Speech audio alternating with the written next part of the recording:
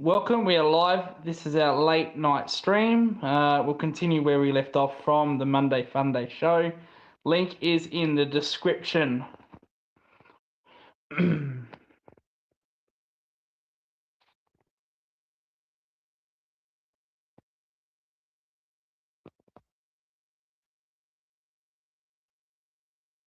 Hello, Anthony. Thank you for joining back. Thanks for everyone for joining back. Really do appreciate it.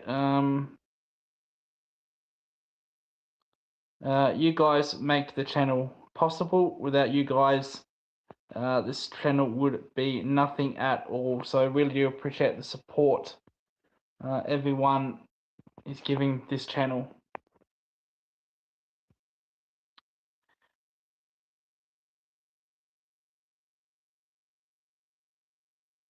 Because I'm on restricted minutes, probably won't go for 4 or 5 hours, probably go for a couple of hours, probably till 1:30, 2 o'clock Melbourne time. Otherwise, yeah, I'd probably go till like 3 o'clock, but probably a couple of hours, guys. But if we do go over time, I'll allow it. It's all good. So the link is in the description below. There it is there. It's pinned.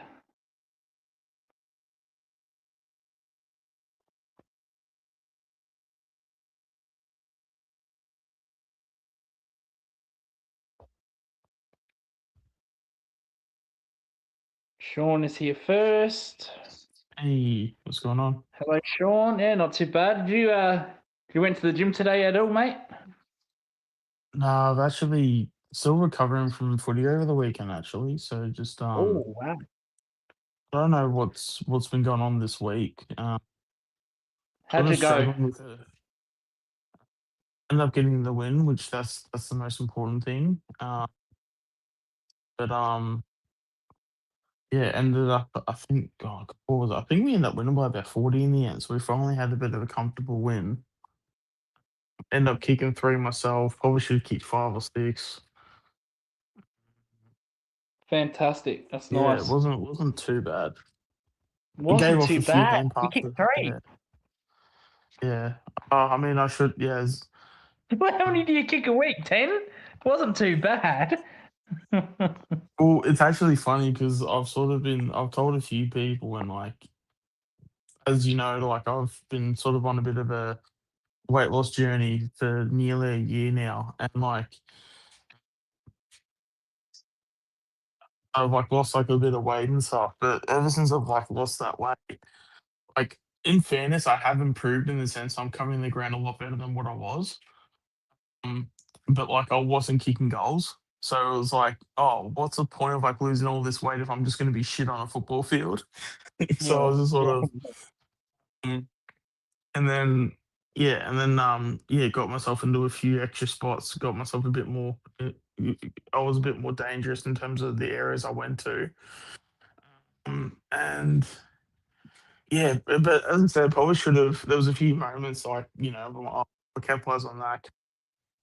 Could have turned my individual performance into an even better one. But no, I still walked away with 3 goals. One of the goals was actually half decent. I had a ball up inside our forward 50, and for some reason, all of our midfielders were all on like one half of the ground. So it was pretty much in the pocket. Or when I say in the pocket, it was about a good, I don't know, like 20, 25 meters out. But it was kind of like, it was more towards, say, the boundary line than it was in the center. And basically, everyone was on basically like the goal side. And I'm thinking, well, what if I just hop on the other side? Because it was literally like in half, like the right half of that whole like right contest. There was no one there. So I'm like, why Yeah. don't I just pop myself there and just see what happens? Obviously, thank God we've got a ruckman that's like pretty cluey and sort of like saw me there. And Yeah. because because I was we had no one on the right side. Well, guess what? I'm a right footer, so I could swing onto my right. And, I've already got a decent angle because my right foot can like, I can sort of bend the foot around like, or bend the foot around the contest. So I'm not going to like keep the ball into anyone. So all the angles just worked perfectly. And yeah, it just went straight through the middle. I'm like, yeah, I'm pretty happy with that one. That was some footy IQ out of me. Yeah, I was happy. Wow. And then yeah, the other two was set shots. Oh, that's Yeah. fantastic. No, that's good. That's good, mate. That's good. Did you get 10 coaches votes this week? We don't. Oh, I mean, other clubs do, but we don't do that because we're all about participation awards. Unfortunately, Yeah, no, probably that's shouldn't be. yeah. You probably shouldn't be saying too much, to be honest. Just you just never know who's listening. But No. yeah, no, we love our participation awards. That's all else. Oh, there's nothing wrong with that, I guess. Oh, Chris is here now. There we go. Hey Lucas, hey Sean. Hey, Chris. Alrighty. Wonder if Void or Josh will come in. So they said they would. Geez, I would have stayed with the other stream. I will say this because I don't know this for a fact because I don't know about you, but because this has been more of a recent thing for me. I don't check the ladders anymore. And even when I check the fixtures, like this has been something I've been doing for a while. I don't check the fixtures till like literally either like the day before until like I need to know. Where I don't know if What that's like a weird thing. of Collingwood or your club? I mean, even like both, like or even with like Collingwood, whenever I find out, it's when like in stream it'll be like, oh, we're playing. Oh, I know we're taking on like Geelong and stuff because we spoke about it so much last week because about the remember does he rest this week or next and Sidebottom and all those guys. So I was a bit more cluey this week on that front, but yeah, if no one like tells me, it's not. But I don't see it as like a thing of like, well, I don't necessarily need to know. Um, and No, no, that's fair and enough. then with That's my what we local know. footy, like we're not playing in a league where it's not like we're playing in the league where there's a ton of talent going around. You know what I mean? Yeah. And with all due respect, Nah, we it's not should, weird at all. yeah. Nah. So it's When I like, played yeah, cricket, I didn't give a fuck who I played. I just want to play them. uh, Didn't bother me.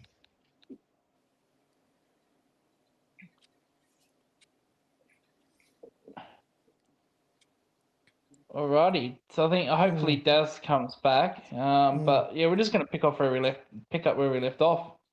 And that was it Merritt and what else we Petrarca. were talking? Petrarca, yeah, Petrarca, sorry, yeah. Being a cancer to the clubs he's in. I was going to ask, do you think Gold Coast are trying to get Hardwick sacked? There's been a lot of. Oh yeah, go we on. also have the conversation of Hardwick being an overrated coach. Mm, And I can literally, I'm sure I can get people to, vouch for me. I've never even rated him at Richmond. No, Like I didn't either. I've always considered him as an overrated coach. But I think a lot of his success came Mm, from his like assistants. yeah, he just had a good And team. Think about it, he had Dusty, and what do you expect? Of course, you're going to be a good team. You've got Dusty Martin and Cochin and Rewald. well, that's the thing. Like, I don't Mm, even think necessarily like because Richmond. I mean, they had well, I guess they did have a good team. I'm mm, talking more like in terms of guys like because I mean they had a lot of their bottom like 16. Six yeah. teams. A lot of like their bottom six players Mm, were like probably when you look at other bottom six players, mm, they weren't necessarily talented, but they kept performing every week. So you couldn't really like mm, critique them, or like you couldn't. I think that was like the difference. And then I guess because like Hardwick, there was like a lot of magnets to be moved, and like he had like a lot, but like he didn't necessarily have the talent. And when I say like talent, obviously there's some exceptions on that list. But I guess like an example of like a Kane Lambert, like if a Kane Lambert was to win, I know it's a bit of an exaggeration, but if Kane Lambert was to win, say a Brownlow, like you'd be pretty shocked. Like, or like if you know, or even like a Shane Edwards. As much as I love Shane Edwards, you know, he was probably one of my favourite players out of that Richmond team in that premiership year of the premiership. You know, he wasn't one of those guys that was like a genuine like sort of star week in and week out. Like, and probably why I'm so like I don't necessarily care too much about the star players in our comp. It's more about who are the role players and how good are the role players. Because I feel like when it comes to AFL, you need that depth. Like you need your worst player in 23 to be, you know, to be playing pretty good footy for you to be doing well. And even then, you probably also need your 30th player on that to be playing well too, because you know you're going to have injuries and your depth will be tested.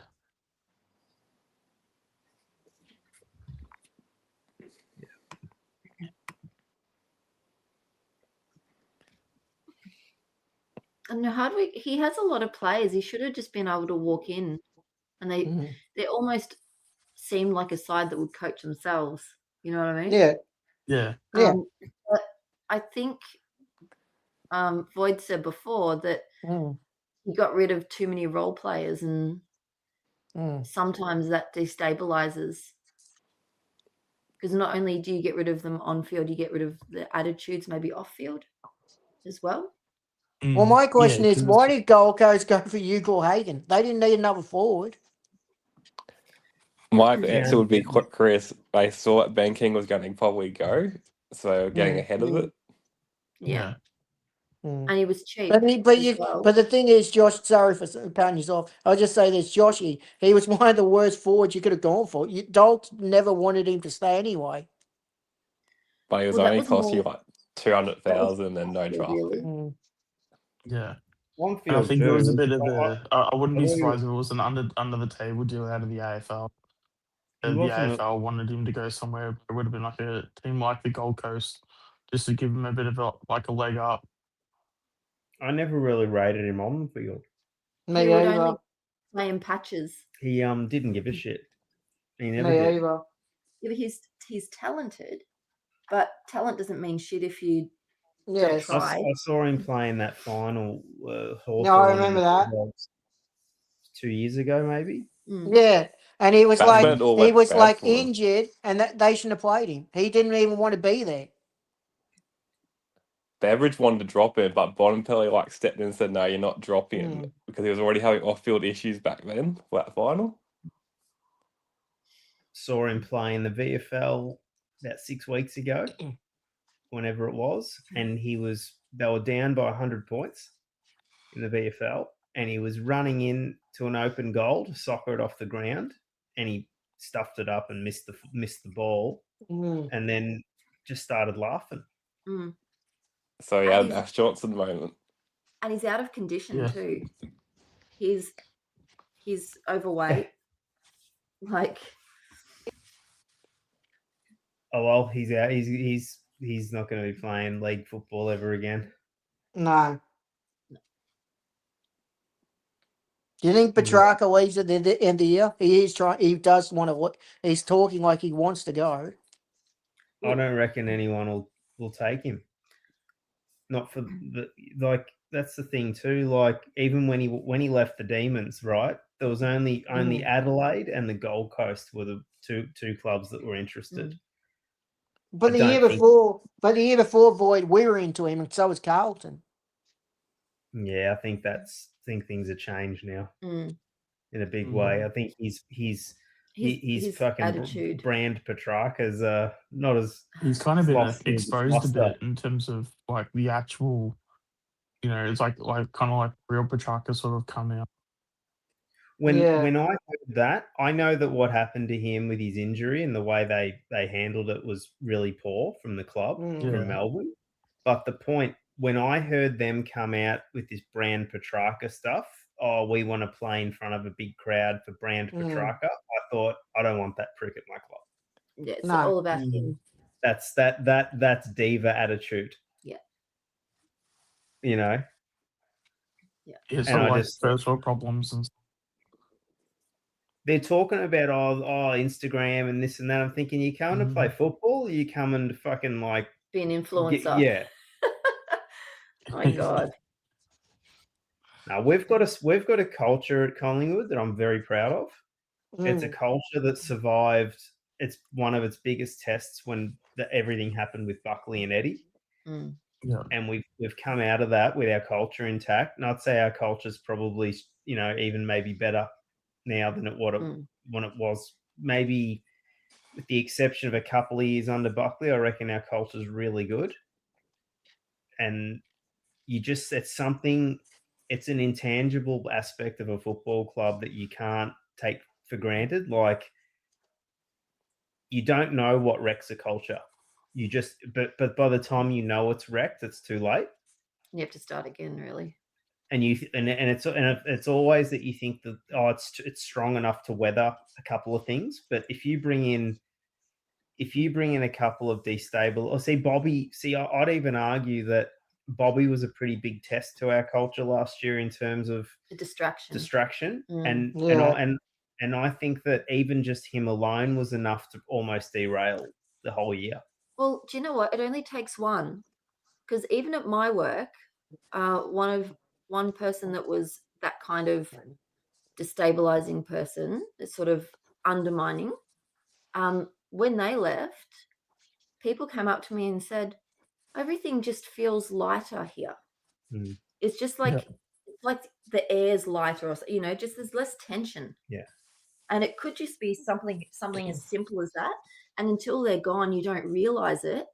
You don't realize while they're there what they're bringing, but they're bringing the tension, the angst. And Track's not even playing that well up there.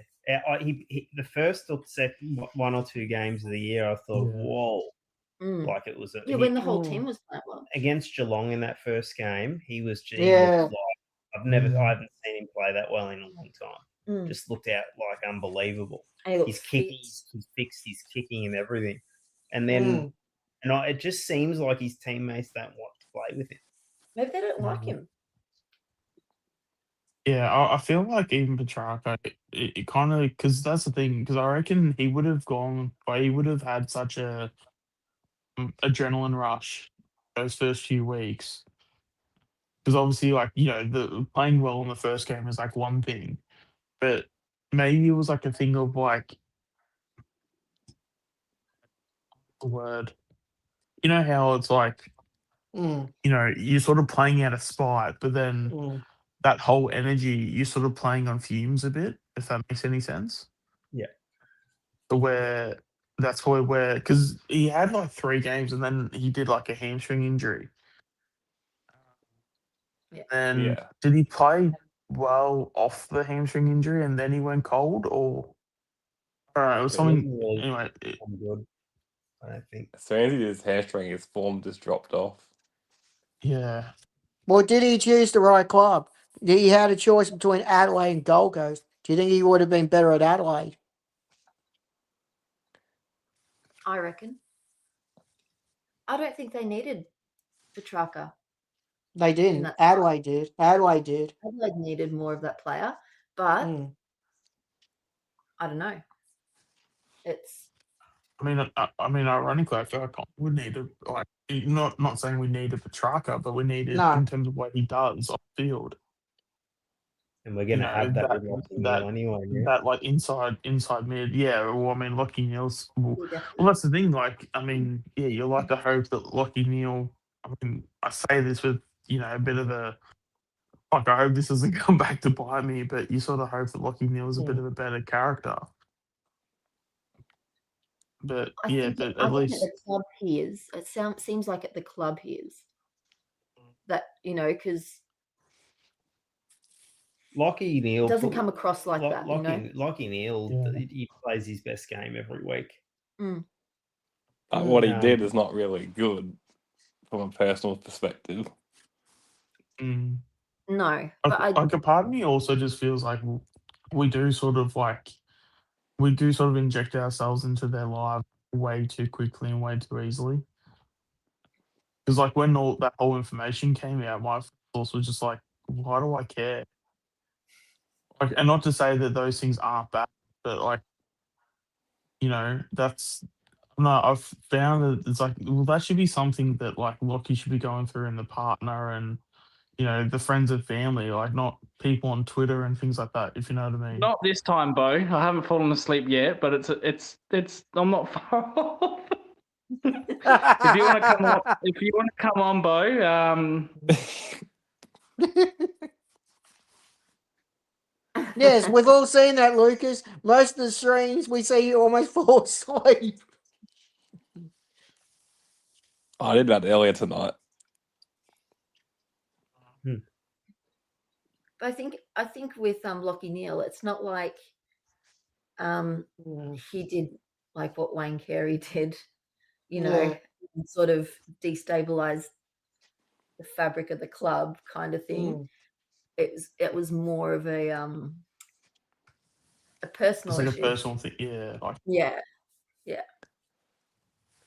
Yeah, as long as he stays away from the partners of the people at Collingwood, and we're good.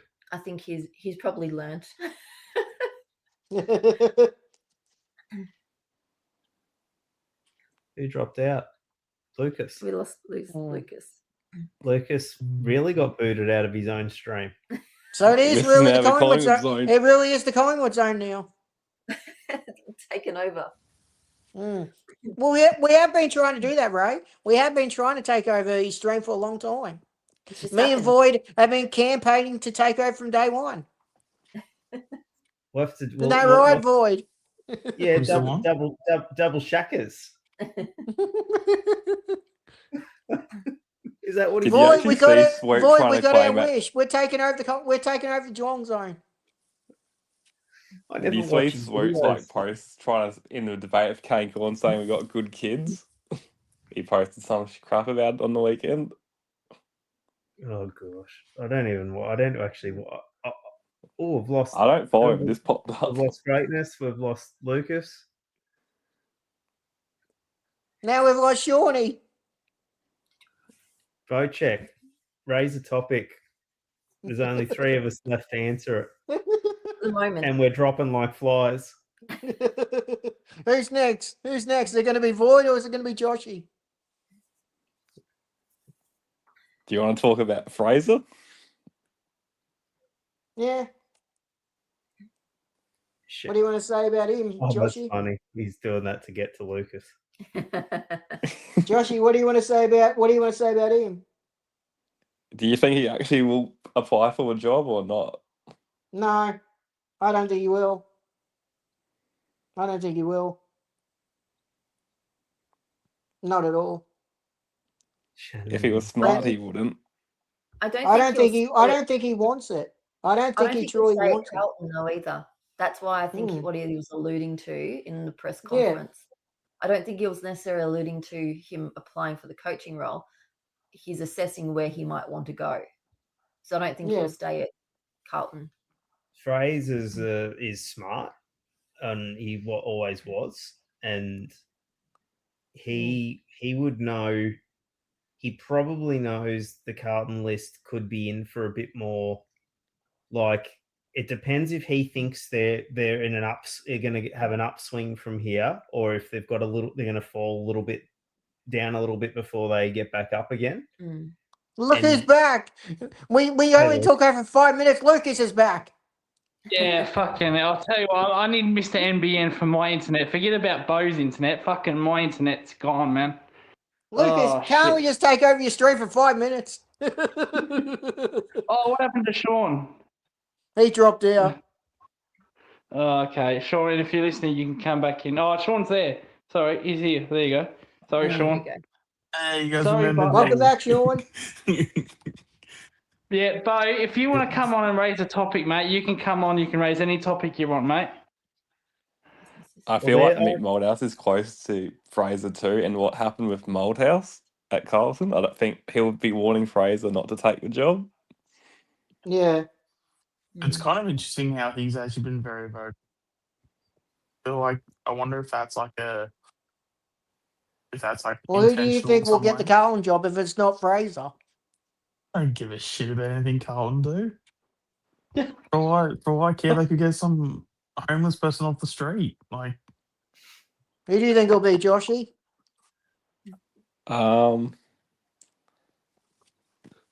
Maybe a Corey Enright. Ooh. I feel like So because you can tell this is a Michael Voss Collingwood is like a teammate, very bro. task orientated like guy, so I'd probably want like the opposite, like how we went from Buckley to Fly. So it's a bit more softer and players would like get along better with. Lucas, you've got a girl on the stream and now you got no top on. Lucas after dark. Depends what Fraser's seeing too. Lucas gone wild. He's looking at the list up close, right? He might know, having a fair bit of experience, that maybe there might be a little bit. This group might be sort of have to go down a little bit more because Maybe they've they're playing above themselves. still got a bit of experience there. That they're some of them are older now, so maybe he thinks, if we're going to go backwards a tiny bit, I know I'm gonna have people coming for me if we lose a few games in the next couple of years. I don't know. Ray, I apologise for Lucas for having no top on. How you doing, Bo? Hey, Bo. I'm Hey, very Bo. well. How are you? Oh, just surviving, mate. Just surviving. Late night stream, the usual stuff. Yeah, with no top on. Yeah, I see you had the Persian rug out there. It might feature on Rocco's show that with his favourite cat. Fair enough. Bit of insight on the Fraser thing, if you want. Yeah, go ahead, mate. So, as per Favola and a couple of other people in the media, it's apparently going to be Corey Enright. But the thing is, a lot of us, well, I shouldn't say a lot of us, there's a few of us that seem to think that the plan all along was to have Fraser there and eventually take over Voss. And that's why he was brought over by Wright. So, end of the day, no one really bloody knows. I mean, you can't trust anyone in the media and what they say and how many people get it wrong all the time. It is what it is. But that's what the word is. And the word is that Gold Coast are looking at Josh Fraser as well. Don't know how much truth is in that either. But there's no word as to whether or not he's interested in that. You can go one of two ways right now. If you're a Carlton supporter or anybody really, you can either believe what Fraser says when he says, I'm not interested, I'm just worried about the team at the moment, what's coming up in the last 4 games. And he's been saying it for about a month now because the journos ask the same questions every fucking week. And then you can go the other way and say, well, maybe he is staying. And all this is just smoke and mirrors, I guess. But Corey Enright at this point is apparently the only one who has interviewed twice. Okay. So I'm that's pretty much this with Rocco. Yeah, Rocco came on my late night stream. Yeah, just hang on, Chris. Unfortunately, with my free pen, I can only have 6 in at a time. Sorry, mate. Hang on. Do I get a chance to do it or what? Huh, Bo? Oh, well, if Rocco's coming on your screen and that, well, I want to do that too. No. I said no. I said Rocco. Me and Rocco discussed this last week on my late night stream. He actually came on my late night stream last week. And I said about Enright, I said, look, Enright is a champion player at Geelong. Like he's an absolute champion. But the problem with Enright, and I said this to Rocco, the problem with Enright is that he might be a defence type first guy because that's all he's learnt from Ross Lyon is defence type first. Yep. So he may not necessarily be the coach you're after style wise, because Voss played that similar game. So what I'm afraid of, as a point of your point of view, that you might be getting the same coach as Voss, a very defensive type person. Now Corey Enright might have his own ideas, and Ross Lyon may not be listening or whatnot, but I think you'll be getting a defense type person, and I don't think you'd want that because you've had that with Voss and it didn't work. I think you need a coach that is that takes the game on, brings a bit of energy to the players. So that might necessarily not be the right coach for you, a defense first type coach. Again, that's no shade on Corey Enright. I love Corey Enright. I think he's top 10 of all-time Geelong players. I love Corey Enright, but I just think he's learnt just the same stuff under Ross Lyon for many years now, and you might get that kind of coach. Yeah, what he did as a player is one thing. What he does as a coach is another. Yeah. And correct. Yeah. At the end of the day, this is just my opinion, but I truly believe that this is all smoke and mirrors and we're going to end up with Fraser. But I just feel like that was the plan from day dot. It could not be. I don't know, but I'm totally with you. We can't afford to have a defensive coach. We also can't afford the step number one for Carlton was to not be signing on a coach that is being brought to the club for, I guess, media attention or because it's a name, right? So with Voss, it was because Michael Voss, he was a Carlton supporter when he was a kid. He's got the name of a champion player. Bring him in. That's great PR. That's going to sell merch. That's going to do this. That's going to do that. We've got Michael Voss as coach, and that went down the shitter. It was all about the name. I mean, everybody knew that he wasn't tactically sound.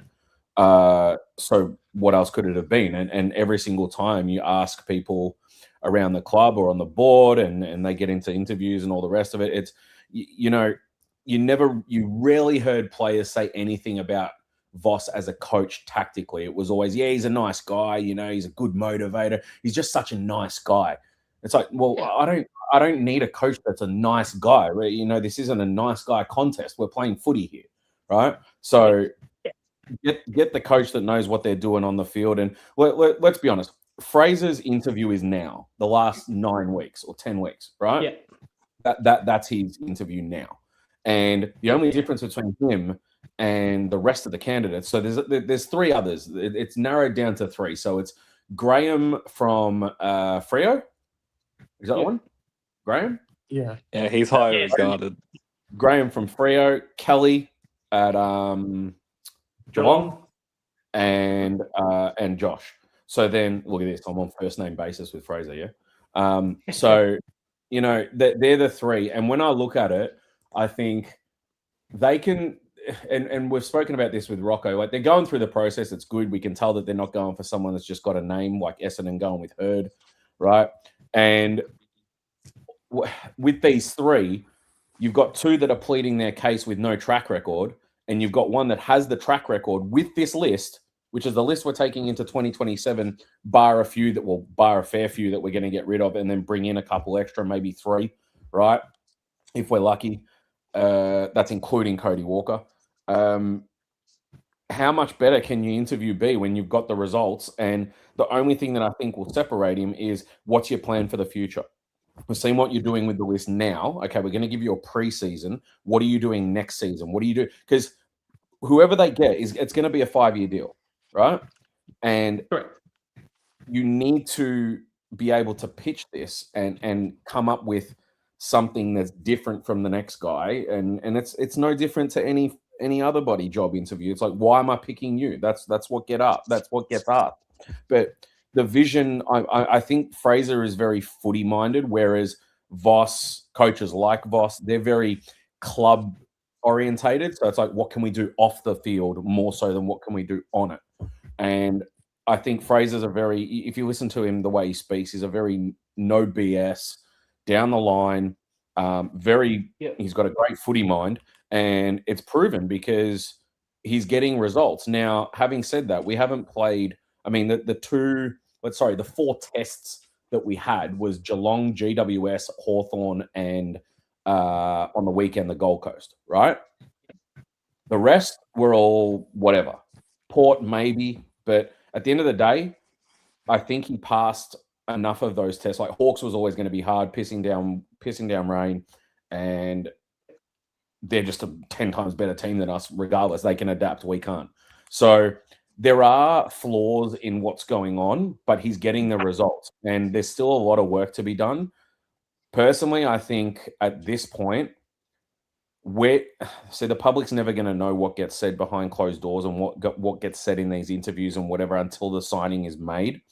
But I really, really hope they take into account that he's already built rapport with this list and got the results. And as long as his future plans in conjunction with the board and going forward, whatever his plan is going forward with the club and his, I guess, his goals and whatever targets they're setting or he's setting for himself, as long as they're good, I don't see how he doesn't get the job.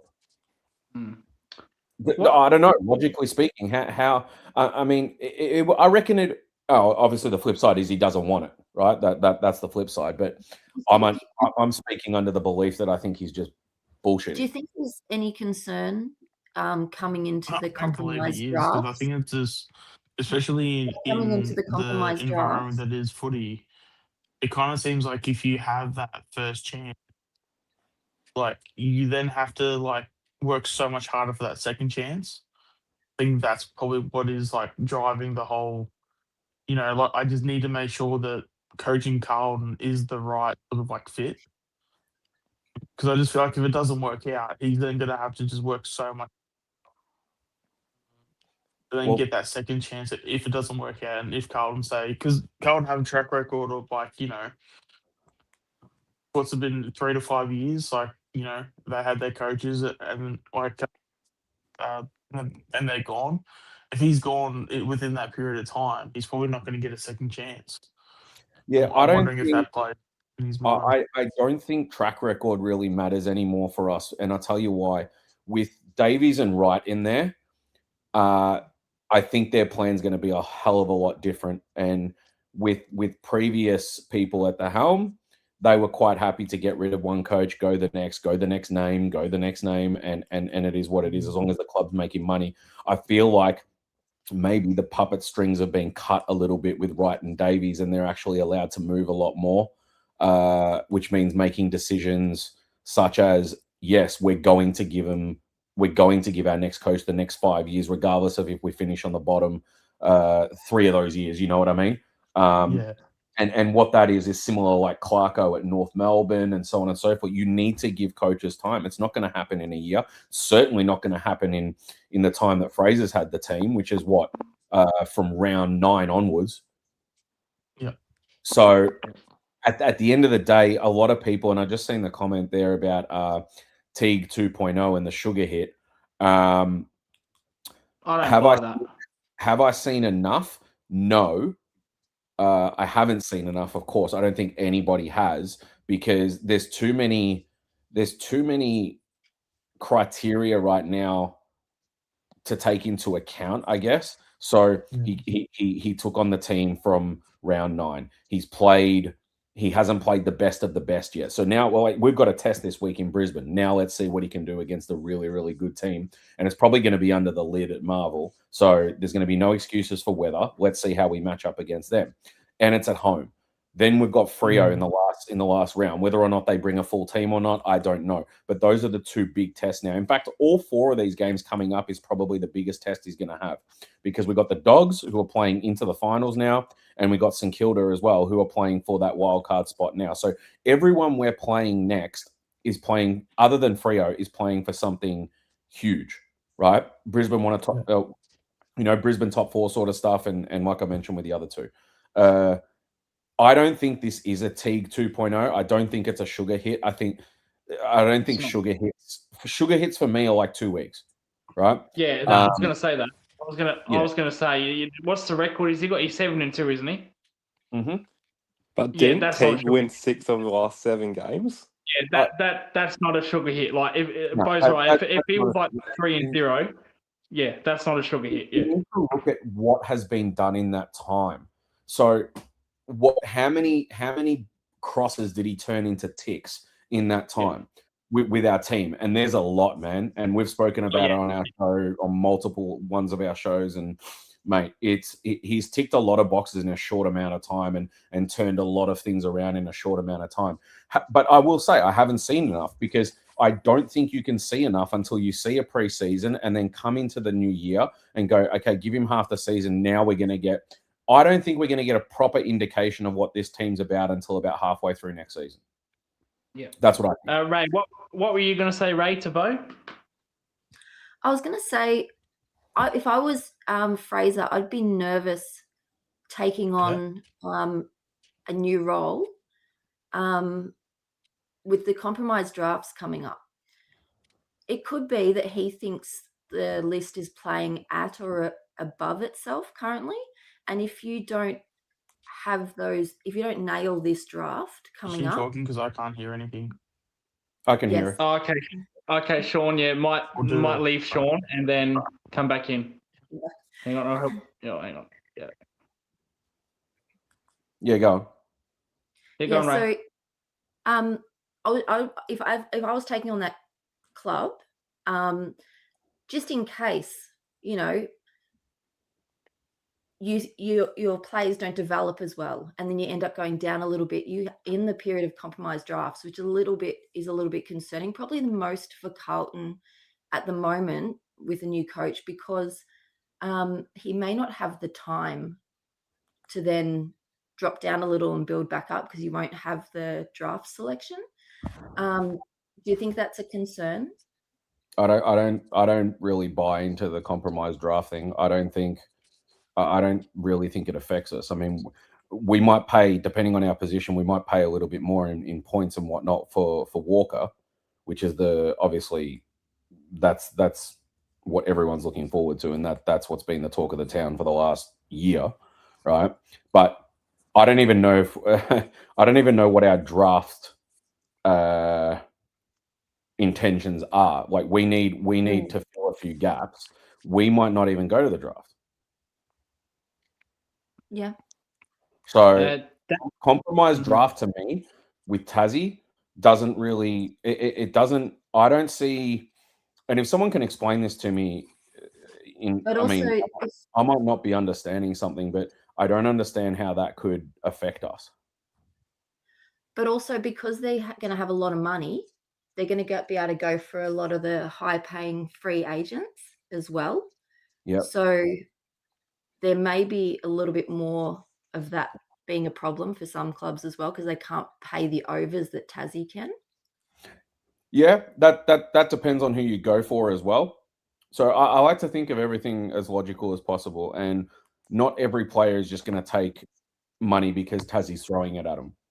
Some people do want to play for Carlton and will come over there. Some people couldn't give a shit and just want the money, right? Look at TDK.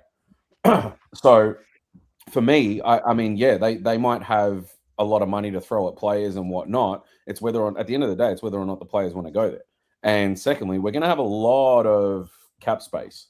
So I think we'll definitely be able to put some offers on the table. There's been no rumors as to who we're going for or if we're going for anybody. And I don't think that'll come out for a while until potentially coaches get locked down. I don't know. Like I say, I haven't really been told how it's going to affect us in any way at all, really. I mean, I just don't see it. If we go to the draft, if we do, there's only one position we really need to go to the draft for, and that's a key forward.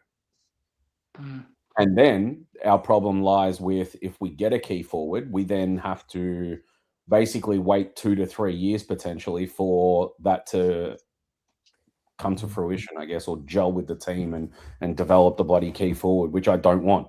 I think it's a bad move. I think we should be throwing money at a key forward and asking the question of absolutely anybody and everybody, because we're going to have the money to do it. Yeah, I'm just not as familiar with your list, so I was just interested in your thoughts on that. So that's good. Yeah, I don't think. I mean, at this point, and Mars has said this multiple times. Rocco has said this multiple times. A lot of our chat believe similar things. Go and ask the question of the big players, regardless of whether they seem like they would never leave. Go and ask the question. Yep. Go and ask the question of Logan Morris. Who gives a shit? What's the worst that can happen? No. Great. On to the next. I'm just going to say that name. Right? There should be a list of.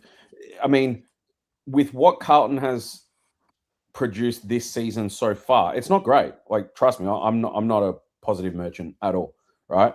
But at the end of the day, there's still enough there for someone to go, you know what, I want to be part of that project for the next 5 years, because it seems, I think most people would think what's going on with us at the moment is exciting for the future. Not right now, but maybe in a couple of years. I don't have us contending for top 4 finals until 2030, right? Yeah. So I think if a player does believe in it and wants to be a part of that project, then I don't see why they wouldn't show up. Like I say, go and throw the house at Logan Morris, or go. I mean, we're looking at Amadi, and I think that's just going to be a band-aid, to be honest. That'll be a couple seasons until we do get someone that's high quality. Yeah. But you know, Jed Walter got thrown around. Now he's re-signing or has re-signed. It's one of the two. I don't know. All these sorts of people that are the people that you need to throw money at, or at least ask the question, because we're missing far too many fucking players at the moment. We're about to get rid of probably about 10 to 12 players as well. So, like I say, there'll be plenty of cap space. There'll be, I think, 4 probably players that we definitely need. And I'm talking walk into the team type players. That's a key forward. We need a winger. We need probably no, I don't think we need a halfback. We need a key forward. We need a winger. We probably need another midfielder. Oh, we can help you out with a midfielder. We've got a midfielder that we don't want. Nah, we do need a ruckman, but something's telling me that they're not going to do it. Yeah. I do like the kid, the small forward, Taylor Rowlands. Oh, Taylor Rowlands, fucking hell. Been watching too much of your Instagram, Bo. Taylor Brune. Is it Taylor Brune? Taylor Byrne. Byrne, yeah. Taylor fucking Rowlands. Incidentally enough, after the Melbourne stream, me and Kiri actually mentioned him, didn't we? Jason does that. Jagger Smith had his best game as well. So you've got a lot of potential coming through, though. That's a good thing. No. There's definitely a lot to look forward to with our team, but it's got to take time. What Carlton fans, they got to. And I don't know if we got other fans in here from other clubs. I don't know if this happens with other fan bases, but I can only really speak for our own because I see it daily. I know who that is. Yeah, I do too. That's all right. Yeah, I know who it is. They have this knack of jumping on too soon with players or overhyping players. So they get really, really excited.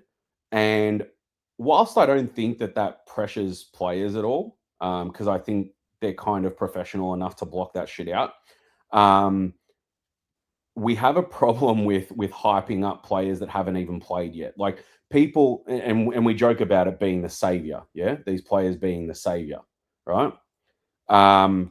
We talk about players like Cody Walker. There's people talking about Kudafidi's son. There's people talking about Thornton's son. He's 15.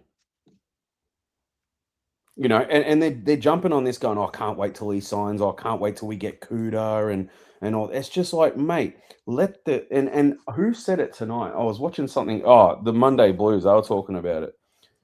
Just let the kids be kids. Just let them play. Stop putting the pressure on them. Like, you can definitely praise them and be happy that they're there and all that. No one's telling them not to. But I have no idea where they get this idea that they're going to be the savior of the club and they're going to absolutely turn the team around and we're going to be superstars because of this one player and stuff like that. I think that needs to pipe down a bit, but the rest of it is very exciting. I mean, you know, Jagger's coming too. He's not polished, but for a first season, because obviously he did his ACL in the first, he's looking pretty good. With Cooper Lord, I still rate quite highly. He's not polished. Billy Wilson, amazing work lately, but not polished. You know, or even Cowan to an extent. You know, all of these guys are still young. They've got a lot to prove, but they've got a lot that they've already proved. So the future's really, really bright, but it's what's going to happen around them now. You know, with a lot of players exiting, who are we bringing in? You're kind of starting the process again from next season, because let's say, for example, we get a new coach and it's not Fraser. I was just thinking about this the other night. They're going to have to adapt again. Who's to say that this new coach comes in and plays the same style that Josh Fraser does? You know, no one knows really what to expect at the moment for 2027. We can all be excited, and you always do when it's a fresh season. But at the same time, I don't know, are we going full fresh restart with a new coach? If so, then we're going to have to be even more patient, you know? So yeah, that's why I'm kind of hoping, I'm kind of hoping that Fraser does stay on, because of what he's built so far. It's not a lot, but I hope he can get the foundations rewards, I guess, because that's all he's done. That's all he's done at the moment. Yeah. Who's the full forward, Anna? And Anna, I'm glad that you've gave us another go. Bo, you said you know who this is. She caught us work the other week. I thought I did, but I think I've got it wrong. Yeah. She caught us. Me and Kiri were doing the Monday Fun Day last week, and she caught us woke, which was very interesting. No, you're like the most, aren't you? You're basically one of the most anti-woke people I've met. That's what I was going to say. So, no, Anna, I'm glad you're back. We put everybody on, but you mean Charlie Curnow, Anna? You have to give us a name. We're not mind readers. Glad that you're back. Gave us another go. It is Curnow, and they give away Curnow, superstar, whether or not he wanted to go or not. We have really no idea what the reason was there. Anna, if you know more than what we do, please tell us. But I think Curnow just didn't want to be at the club based on how it is around the club. We're talking culture, we're talking the energy around the club, we're talking the maybe the vision. I think maybe he was unsatisfied in the team in terms of how we were playing as well. I mean, look at him over there; he's getting the best service ever. The guy's on cloud nine at the moment, right? Maybe he wanted to play in a better team. That they're all very valid reasons, and partly could be the same reason for Silvani as well. TDK, I think, was just strictly money, but. Yeah, I mean, if you get rid of a champion forward and now you need forward, that's exactly what happens. So now it's this classic situation of you made your bed and you got to lie in it. So now we need to find a key forward. It's as simple as that. Well, Harry was never it. I don't know why our fans thought that Harry would have that forward line on lockdown, because it's not. Yeah, it's just not being the case. I can't help you with the forwards, but we do have a midfielder that wants to play 400 games. Do you reckon you can take him for a year? Dangerfield. Any chance, Bo? And Warple, right? You said Warple's going to end up playing freaking Coburg reserve soon. Oh, I love how Bo just said in silence, like, what the fuck are you talking about? I'm just trying to figure out where this earlier comment came from. About Dangerfield? Nah. This Anna Bones or whatever. Oh, okay. Like I said, she was in our stream last week, and she called me and Kiri woke, but that's all right. I found that comment very interesting. But Anna, going back 50 years in a comment there, pretty coward-like behaviour on the internet. Why am I surprised? But as I said to Anna this last week, I put anybody on. Anybody's welcome to comment.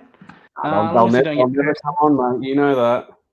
Yeah, exactly. Don't get personal, but we'll always put your comment up there, Anna.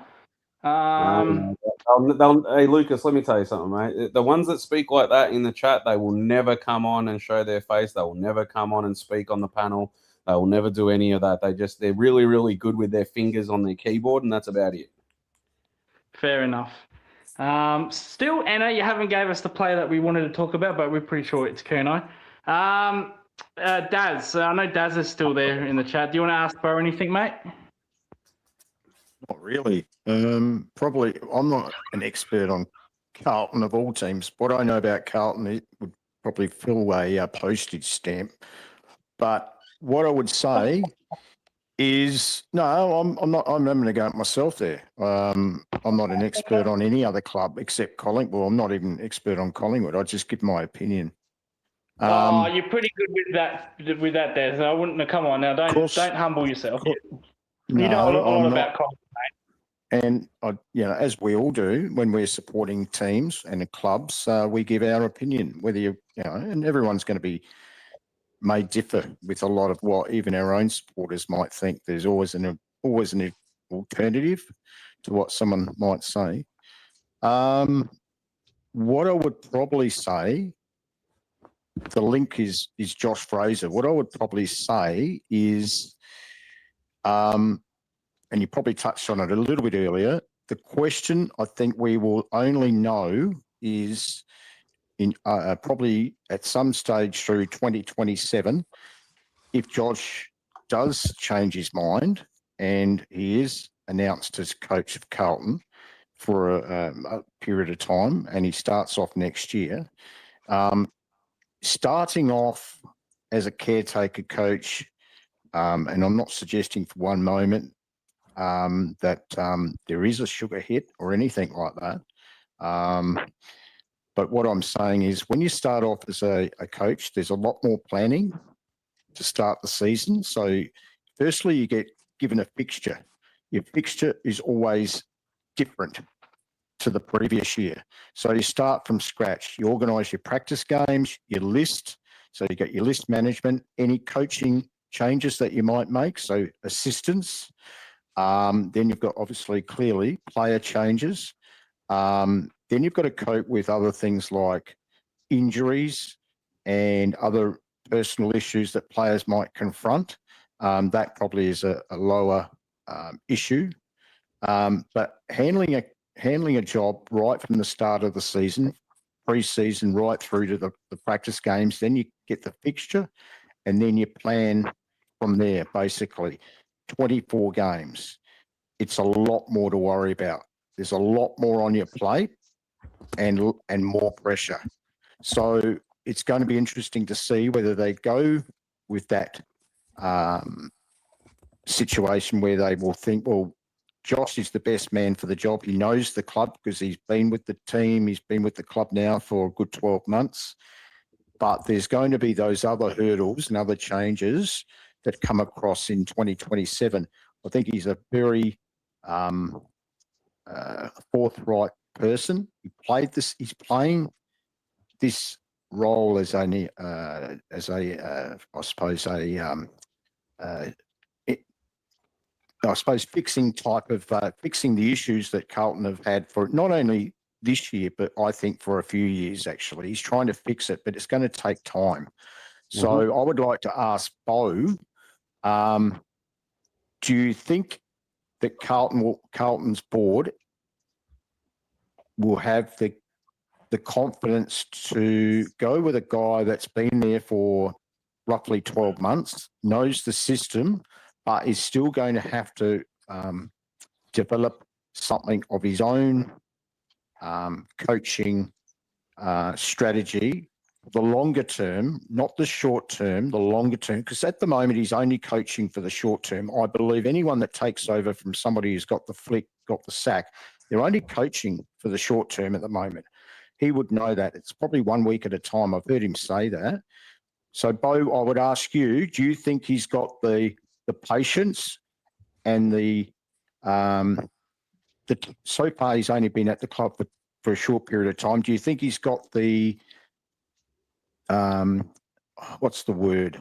The know-how to go the longer term? And remember, Carlton supporters are they're going to be pretty impatient. So if they have a bad start to the year next year, we're going to hear the same issues that we've heard with Michael Voss. It doesn't matter what's happened this year, the same issues will reoccur. Do you think he's got the backing of the fans, and will he have the backing of the board to be patient and not have a knee-jerk reaction and do what a lot of clubs tend to do and basically throw somebody out to the wolves if things don't go the way they may have expected to be going from the previous year? Like, this has been a wonderful start for his coaching career, but it all starts different next year, Bo.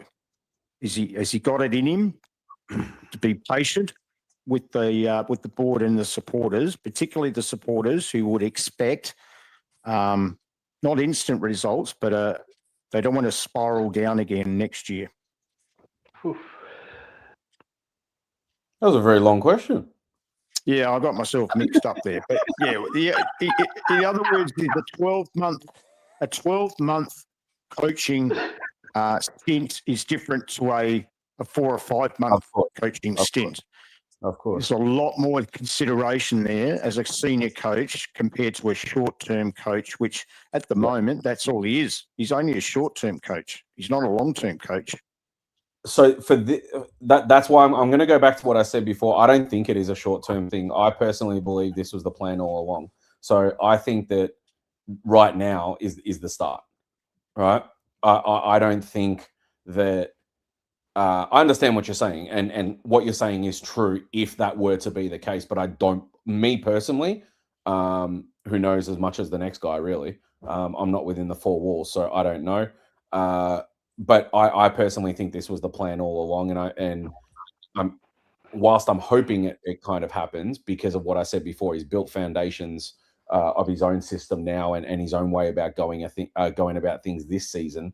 I would like to think that is taken into account and can continue into the new season. That way we don't run into any problems that you just mentioned there about starting again and potentially messing all of that up.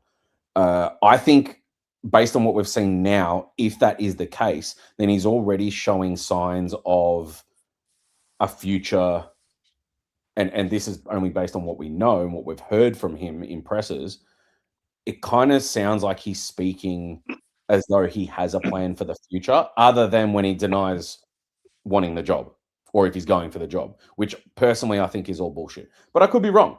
I could be wrong. I can't really answer questions as to whether I think he's got it in him or whatever. I mean, that's on them, and that's also on the board to know rather than the fans. We're not going to know that unless he comes out and blatantly starts making comments that suggest such. So from what I've seen so far, I'll say it again like I did with the interview comments before. This is his interview now, but I think he's shown enough at the moment to be able to I think it's all smoke and mirrors. I honestly think it is. I honestly think that he's going to be the man, and they've just gone through the process regardless. I really don't know what to think at this stage, because we're also hearing that, like I said, that Corey Enright has interviewed twice and so on and so forth. But I don't know. I mean, he's gone from not wanting the job to no, I'm not in it, and all the rest of it. And now he's in the final three. Like, how does that make any sense? So I don't know. For the most part of your question, I can't really answer it because I'm not in the four walls. I don't know enough about his goals or his ambitions or what his plans are for the future to know if he has that sort of thing in him. I have no idea. But I'm going to stick with what I said before. I think that he's built this foundation now with the team and with the club, and I think the fans love him, right? Well, for the most part. I don't see how Carlton throw that away unless he really doesn't want to be there as head coach. He's only getting love at the moment from the Carlton supporters because it's better than Michael Voss's term and starts of the year and previous years. No, that's all not coaches. Well, we found out. I'll speak on behalf of Collingwood. There was a time, probably in the first 8-9 weeks this year, probably even longer, where there were a lot of Collingwood supporters starting to starting to question Craig McRae, and he's given us a premiership. There was a lot of, if you look on, I mean, sometimes social media can be a bastard when people, get angry. They go after people personally, and there's a lot of personal comments in there. And look, I've been pretty harsh on Fly as well, but I think I've been pragmatic as well and constructive. The things I've been more concerned about is the selection integrity, predominantly that, and game plan, game style. But they're the only two. I haven't got really personal, but there are people that do that when they do it to players, and they do it to the club, and they pick on people in the club, and then they pick on the players, and they go on social media, and they're very nasty people. But what I'm saying is, and we all have them, all clubs have got those types of members and supporters that take their anger on people if they have a bad day or bad game, or can't win a game or whatever. And the coach gets it first. They ultimately get it first. So what I'm saying is, look, I agree with you. Yeah, he probably is very much loved by Carlton people at the moment. But then what we were hearing, and I'm an outsider, but what we were hearing early part of the year about Bossy was he was absolutely on the nose. Absolutely on the nose. It wasn't just the fact that Carlton were losing. People just got right into him because they, just thought he was just taking them nowhere. Right. And there was just nothing happening. Absolutely nothing. It was game. It was players that was getting selected. It was the result as well. It was the ladder. The Carlton were just, outside of the top 10. Poor win-loss ratio. But that happens at most clubs. But I use Carlton in that regard because I think Carlton are very much, they hold very high standards, but they do get very, very angry if they have a period of their footy season where they just keep losing, and they quite often go the man. They get really nasty, and all clubs do it. But I think Carlton are one of the clubs that really have done it more predominantly. They've really attacked. They went after Bossy, and probably, I'm not saying it shouldn't have happened, but some of the stuff was pretty ordinary. I'm just wondering, will that suddenly change? Josh is going well at the moment. New season next year. He gets 4 years. Say he gets 4 years, a deal for 4 years, but things don't go well next year. We're going to still see the same stuff. I have no doubt. All clubs do it. They go after the coach. They forget what happened previous year. They take them on a bit of a ride and start winning games when they take over. It's what happens the following year, the brand new season, I'll get back to my previous question, which was just a bit of bullshit going around in circles, but it is a new year next year. The pressure starts again for Josh Fraser next year, and Carlton supporters are going to forget about what he has done through 2026, because next year the heat is actually on him right from the start in 2027 if he does get the job. So I think Carlton supporters are no different to any other supporters, except they are becoming very impatient, and they've had a number of coaches now, and they want to see success. They want to see finals. They want to win finals, and they want to climb up the ladder, and they want to challenge for a premiership. But if it doesn't happen, and Josh Fraser's that man next year and beyond that period, they'll go after him. They'll still go after him, forgetting what's happened this year. You may not be one of them, Bo, but Carlton supporters will go after him. Yeah, I mean, it happens because, I mean, you explained it all already. It happens because of frustration of so many years being a bang average team, right? And fact of the matter is, it's going to happen. Whether or not he can deal with that is anybody's guess. I will say this. I don't think that people love him now just because of the wins. Of course, when you're winning, everybody loves everybody, right? But it's the way he conducts himself. It's how he's speaking about the team. You mentioned selection integrity before. He has shown that brilliantly, because there's players that are missing out right now that we're getting games for no good reason under Voss. The way he's like everything that you just mentioned, he's turned around. That's what I meant before when I said he's come in and ticked so many boxes green immediately. Yes, I agree with you. Of course, if he, say for example, he comes out next season and 0-5, they're going to jump on him. Of course, they're going to jump on him. But at the end of the day, the way I look at things is next season, I don't give a shit what happened last season. It matters nothing.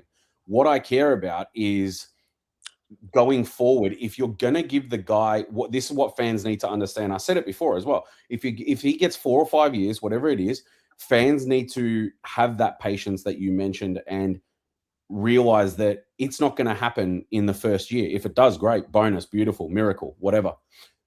But they need to have that patience. And right now, it is a tough ask from a lot of our fans because they are frustrated. They've seen nothing. A lot of them haven't freaking seen a flag. You know, the younger generation, they haven't seen a flag. They've seen a Wizard Cup. That's about it, right?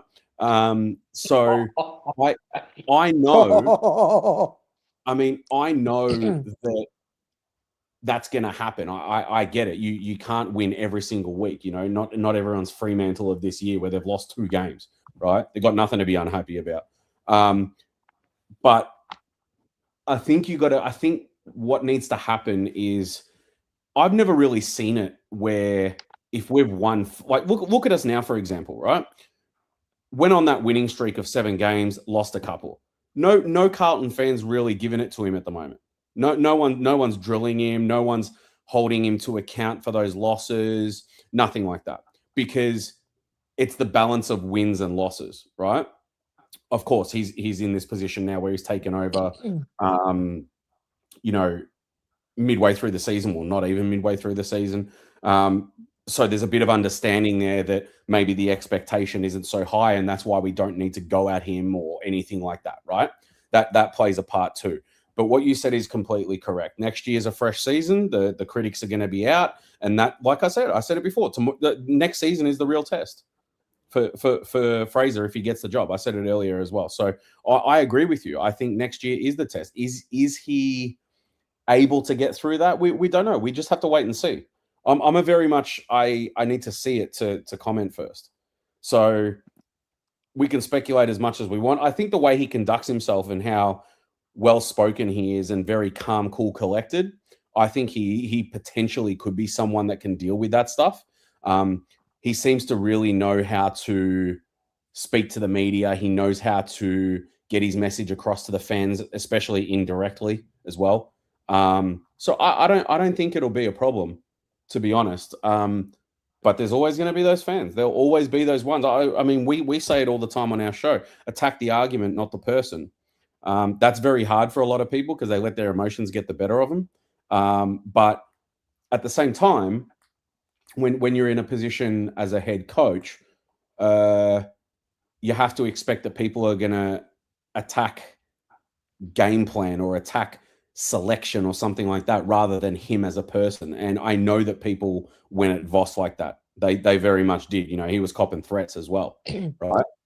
Which I'm sure a lot of people saw in the news and all the rest of it. That's not on. Doing that shit's not on, because all those threats are empty threats. And all those words that were coming out were all empty freaking fake tough guy online shit, right? I don't think they're people that need to be really given any airtime. You just, we don't at all. We just ignore shit like that.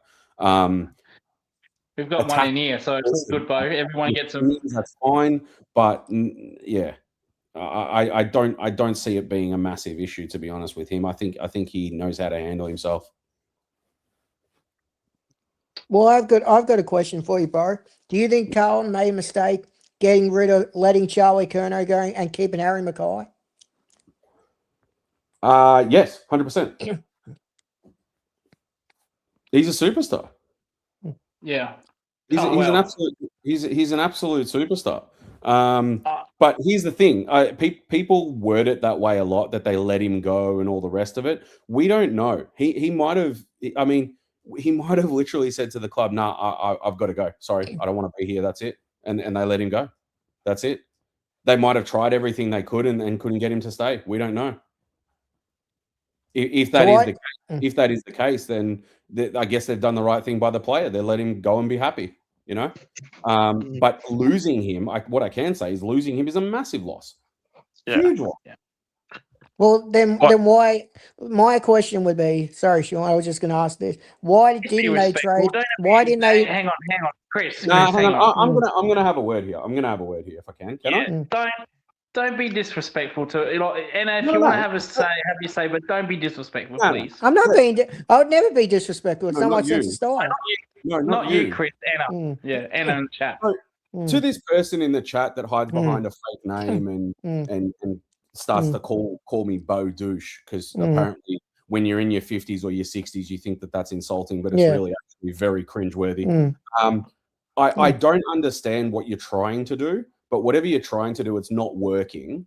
What she's trying to do is just be disrespectful. I don't know why she's coming on here. She's just being disrespectful. I've got a feeling it's not a she for starters. I think that is a fake name. And secondly, if you want to have your say, jump on. The link's been in the chat.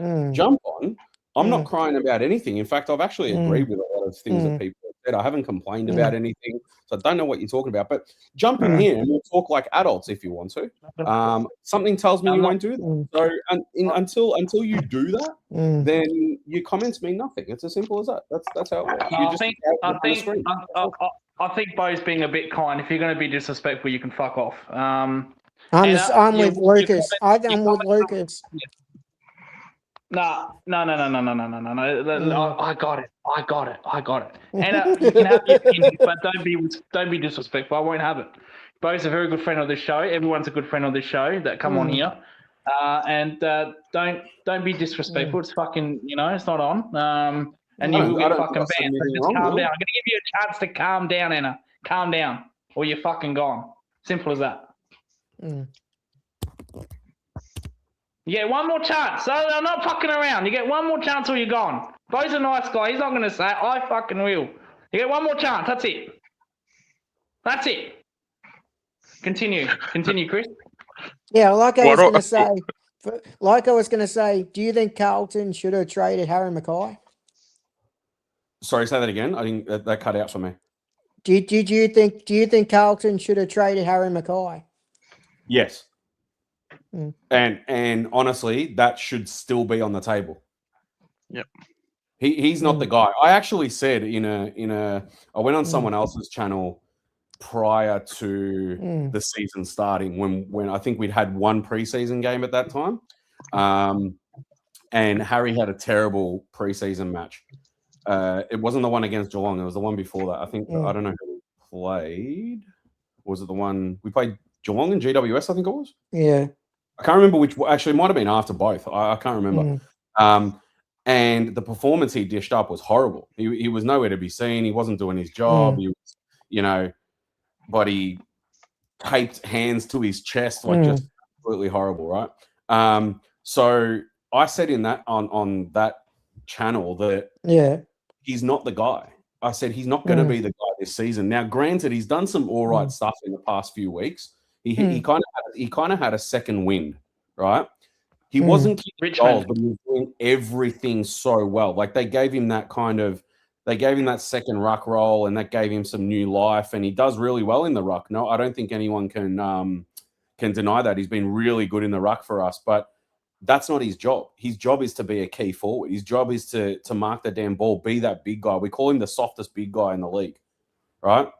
Because he is, and I don't know why. He can.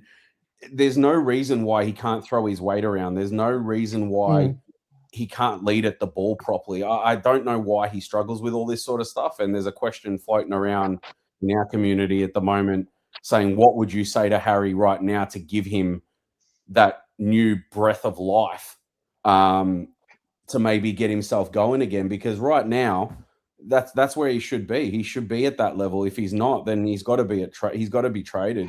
We've got to get something out of him while other clubs potentially might need him. But honestly, for us right now, he's just horrible. And people are like, yeah, but who the hell's going to want Harry? He's fucking crap. Yeah, he might be crap for us, but he might be really, really good for another team. And we've seen that in professional sport, in any code. Excuse me, in any code, where a player is horrible at one club and then he goes somewhere else and he's an absolute superstar, right? Yeah. So it doesn't mean anything. What he's doing for us right now is not great. He doesn't kick goals. I mean, we say it every week, our 2 highest goal kickers right now are both defenders. So that's just not on. And there lies the problem. If Harry's not going to boss the forward line, and look, I've virtually given up on the fact that it was under instruction, because it's definitely not. I think that's it. I don't know. I think he hit his ceiling when he won the Coleman, and then ever since then it's been like, no, not the guy. So and not having Charlie there has probably affected it somewhat as well, because those two together worked quite well, but now you've got problems where, you know, Harry does his thing where he goes up the ground and he does that well. That's great, and all but he's got no one to go to after that, and after that in the forward line, like he's not the type of forward that plays deep. So we're going to get nothing out of him in that respect. He might bring the ball to ground well, but that all depends on what our smalls are doing. Like it's just, that's not what you want out of a key forward only. If I'm paying a key forward the money I'm paying him, I want goals. Yeah. No, you don't. Well, there are teams I could see him going to. There are lots of teams I could see him going to. They need a key forward. You know? Yeah.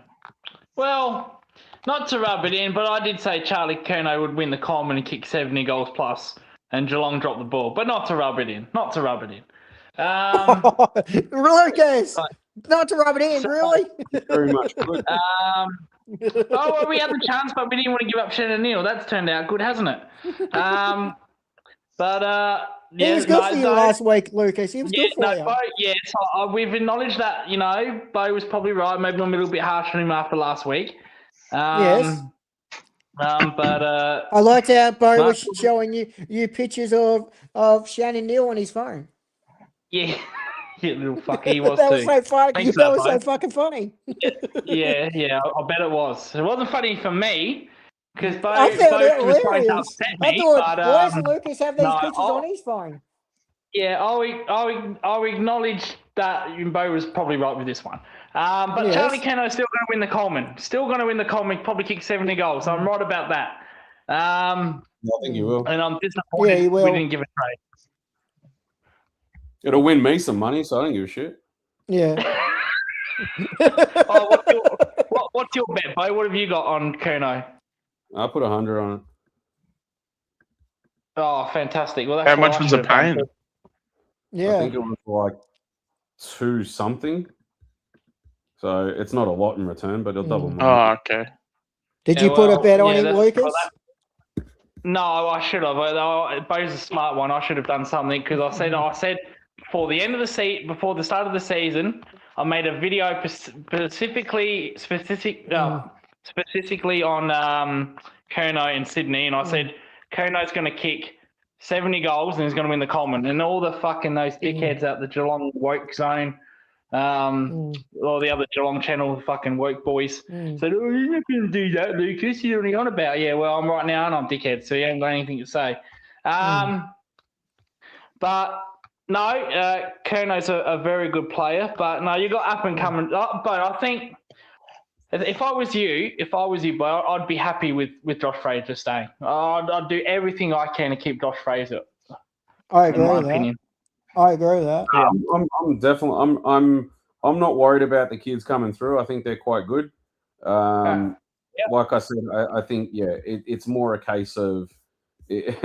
It's more a case of this coaching thing is the biggest talk of the town for us at the moment. And like you just said, I really hope he does get the job, because I think it's waste based on everything that he's built so far in such a short amount of time. I think it'd suck. But hey, stranger things have happened. I don't know. We'll see what happens. It's as simple as that, really, isn't it? Do you honestly think you could make wildcard? Specifically was the word I was getting for. Well done, Lucas. You finally got there. But do you think you could honestly make wildcard, Bo? You got a tough draw, but there's some winnable games. So just real quickly, I got him at $5, so it'll give me 500. That's not bad. Oh, fuck. Yeah, that is good. I thought it was $2. I don't know where the fuck that came from. Anyway, no, I don't have us winning any of the games. Jeez, I think kidding. the only one that is winnable is St Kilda, and I think the thing that will power that the most is the whole rivalry with Silvani and TDK thing, right? I think that might not that that's going to get them over the line, but I think that's that's a just as important game as all the rest. But I just think that's the only winnable one. You don't think you'll beat Footscray? No. I think you can beat Brisbane. I think you can beat Brisbane. Oh, that's a bit too much. No, I think they can. The way I think they can, and it's like it is like here. I think it's like it is at.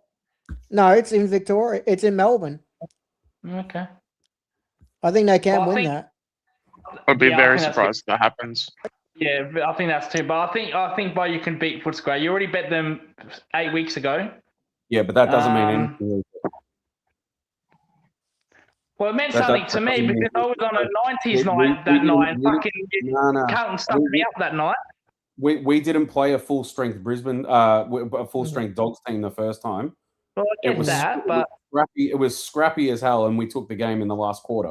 That's not going to be the same case this time. They're going to be full strength. They're also 7th, pushing for top 4. They're in the next couple of weeks. They're going to start to make a move because they realize that this is when they have to play their best footy. Playing a team at the start of the season isn't the same. You guys know that. It's not the same as playing. Absolutely. Yeah. And secondly, like I say, we did not play them at full strength. Bont was on one leg. He was playing injured. Ed Richards had a terrible game, but he had bugger all support that day as well. Now, look how they're playing now. No, they're not a fully polished product. They're not at 100% either. But I think their best at the moment would beat our best. This is part of the problem with Carlton fans as well, mate. So they think because we beat a team, that they'll. And this is nothing against you. I'm just saying this is what they say as well, right? We have a lot of fans that say, "Yeah, but we beat them at the start of the season, so we can beat them again." That's all right. We beat Geelong in 1995. Does that mean we're winning the flag this year? It doesn't. I guess so. I think it does. I think it does. I wasn't being serious. Well, to be fair, Bo, that fucking win against us in the 9 weeks ago set us in the fucking Kerrisfield. We couldn't win a game after that, so I wouldn't go that far. Fucking but what I'm saying is, you either get it right or you get it wrong. And people sit there and go, "Yeah, we always beat Geelong. We'll beat them again. Don't worry." But what if we lose? Then they're going to say, "Oh yeah, but and then there's an excuse for that as well. I try not to make any type of. I don't think there's any logical reasoning behind a tip. That's my view, because anything can happen on the day. Absolutely anything. Tips are just simply. It's just I think that's going to happen. And when people start saying stuff like, "Yeah, but we beat them earlier on in the season," I mean, there's people like I say, what is it? Voided? Is that how I say it? Voidoid? Yeah, void. Yeah. I actually think Carlton will beat Brisbane this week. I always ask the question of our own fans when they say this as well. Why? Yeah. What stands out that we're a better team than Brisbane? Or what factors come into play that we can beat Brisbane? I had someone say to me, they think we can beat Brisbane because Logan Morris might be out. I didn't realize Logan Morris was the whole Brisbane team. Yeah. Fair enough. Yeah, because Logan Morris has carried Brisbane the past 3 years or so, right? Yeah. Honestly, they don't have enough cover for Logan Morris against Carlton. I don't know. To me, it doesn't make any sense. So what you're saying, Bo, is in a way, are you ready to come down back to Geelong and try to beat us there? Sorry? I said, are you trying to come? Does that mean you'll come back to Geelong and play us down there instead of the MCG? Why are we playing you? Sorry. That's what I was thinking. I No, think was that just was a saying that I joke was that a went bit- over everyone's head. Yeah, I didn't get that either. I saw didn't the get vision. that. I saw the vision. No, I said, Bo, does that mean now you're ready to play us in Geelong like you once did a few years ago? Oh, I get what he means. He's saying, would you like to play Geelong at Geelong? That's what he means. At Geelong, would you like to play them at Geelong one time? Would I like to? Yes. I don't think any team in the league wants to go to Geelong. Even Lucas. Even Lucas. No. I'm saying that as a good thing. Like, how many teams want to play at GMHBA? Like, it's not an easy place to play. Well, Bo, you did do that. You did do that a few years ago, where you played us every year. Then just like Hawthorn and Collingwood, we needed to put an APB out on you. You stopped coming here. No. Mate, at this point, I'm not worried what grounds we play. I just get the damn freaking team playing good footy so that we can play finals every year. I've got one goal for this for Carlton, and I think it should be a lot of fans' goals. We just want to be that team when the fixture comes out, people look at it and go, "Oh shit, we've got to play Carlton." We are not that team. People that look at us right now, like, "Oh yeah, we're a chance."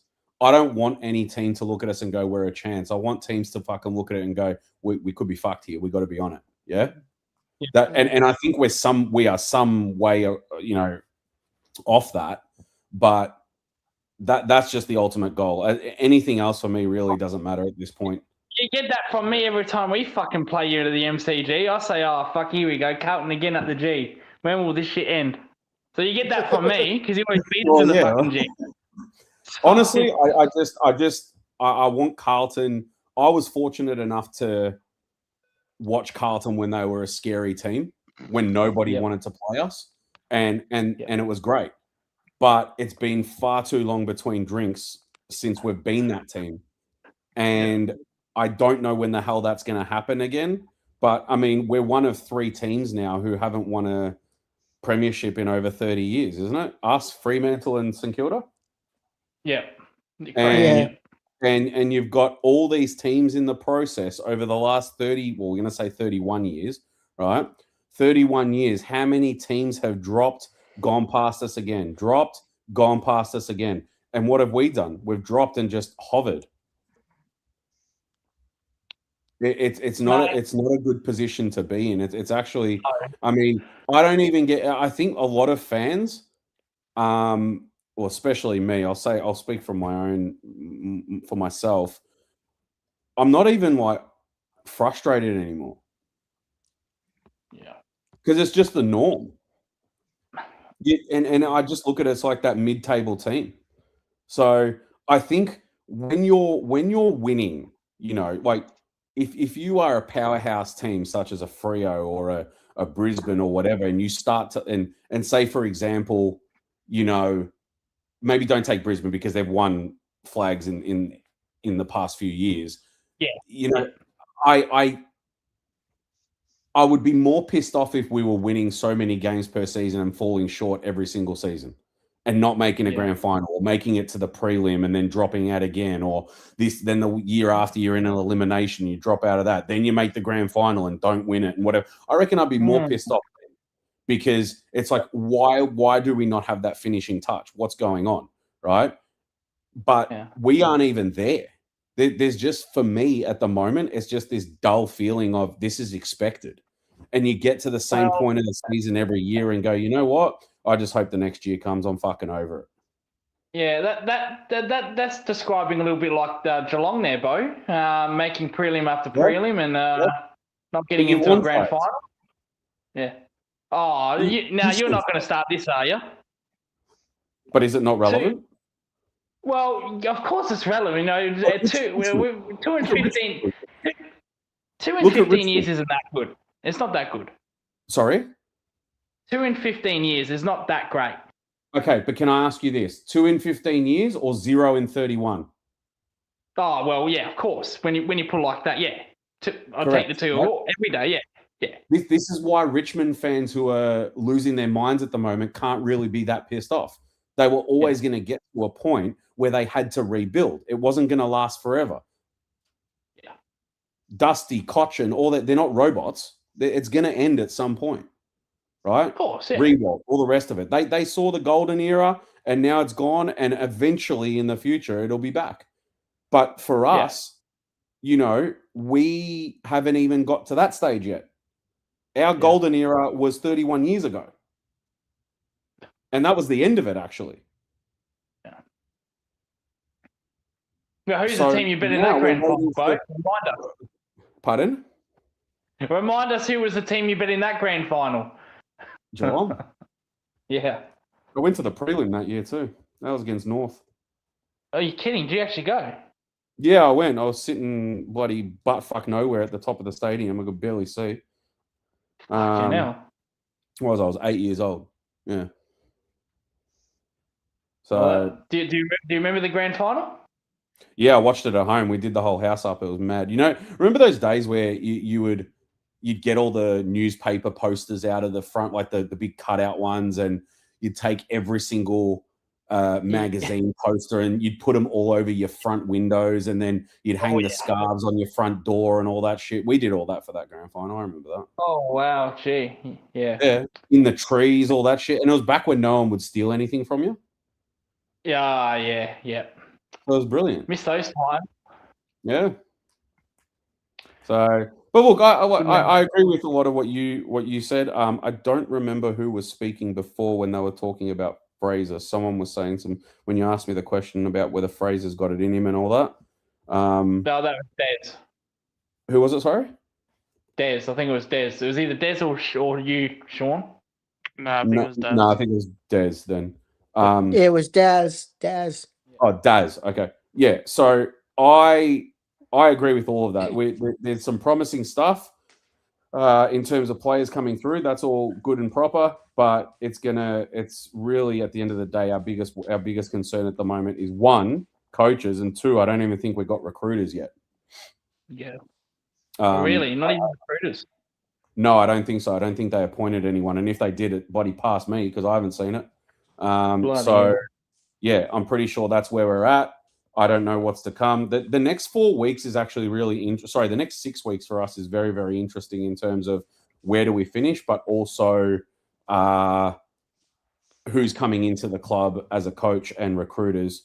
But look, so far so good for Fraser, and you guys know my thoughts. I personally think that he ends up the coach. But hey, we've heard that that's not the case. We just have to see, is the media right? Is Favola right? Because Favola's pretty much convinced and said, nah, this is how it's going to be. It's Enright. So yeah, then we have to hope what you said, Lucas, is not the case, and we don't go into our shells. Look, like I said, I love Enright as a player. Like I said, he's top 10 in my opinion.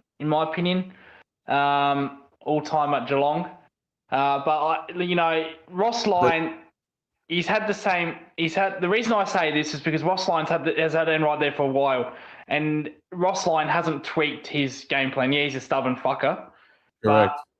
Enright has still stayed at the club. You know, if Enright's saying, oh, yeah, I've got all these ideas, what do you think? And Ross Lyon saying, no, I'm going to keep my ideas. And then if Enright leaves and you find, okay, fair enough, maybe Ross Lyon's being a stubborn fucker, but Enright's still there. Yeah. So I just think that he has that defense type mentality. I hope I'm wrong, because I really do like Enright. I actually like James Kelly as well. But I just think Enright might be just too defensively minded because he hasn't left Ross Lyon. So yeah, but Ross Lyon's pretty fucking stubborn. Yeah, the flip side is exactly what you said. He's stubborn and he's just seeing out his time there until the opportunity arises, and this could be it right now. With what Peter said there, that he's done a great job, but he still wants to see him go through the process. He's in the process now. We know he's been in the process for the last month, and that's a minimum because he's in the final 3. So here's the thing: when they're telling us it's going to be Enright and all the rest of it, but you've got Fraser in the 3. And the whole time we're being led to believe that Fraser doesn't want the job. And why are we getting told that he's in the 3? So this is what I mean. I can't trust what the media says. I just wait for it to happen. Yep. And when I see it, that's it. Yeah. Yep. Yeah, it's as simple as that. Because these days, honestly, like you saw Caroline Wilson. I can't stand her on the best of days, right? She comes out and Oh, says, me either. she comes out and says within the next 20, whenever the hell it was, she goes, in the next Mm. 24 hours, they're going to name Buckley as the Tasmanian coach. Mm. And she was adamant about it. Well, how wrong that was. So this is what I mean. When we're told that that Enright is the next coach of Carlton and it's pretty much locked in, but I can't believe that. Yeah. I just No, simply you can't. I tell you this now. I don't know how much you guys read the media, or I don't even have Twitter anymore because it does my nut in. But I don't read anything on the AFL website. I don't watch 360. I don't watch on the couch, off the couch, in your mum's couch, all that sort of shit. I don't watch any of those, right? Because they all just chat shit. It's all headlines. It's all clickbait. No, well, not all of it, but a lot of it is just to get people talking, and it works.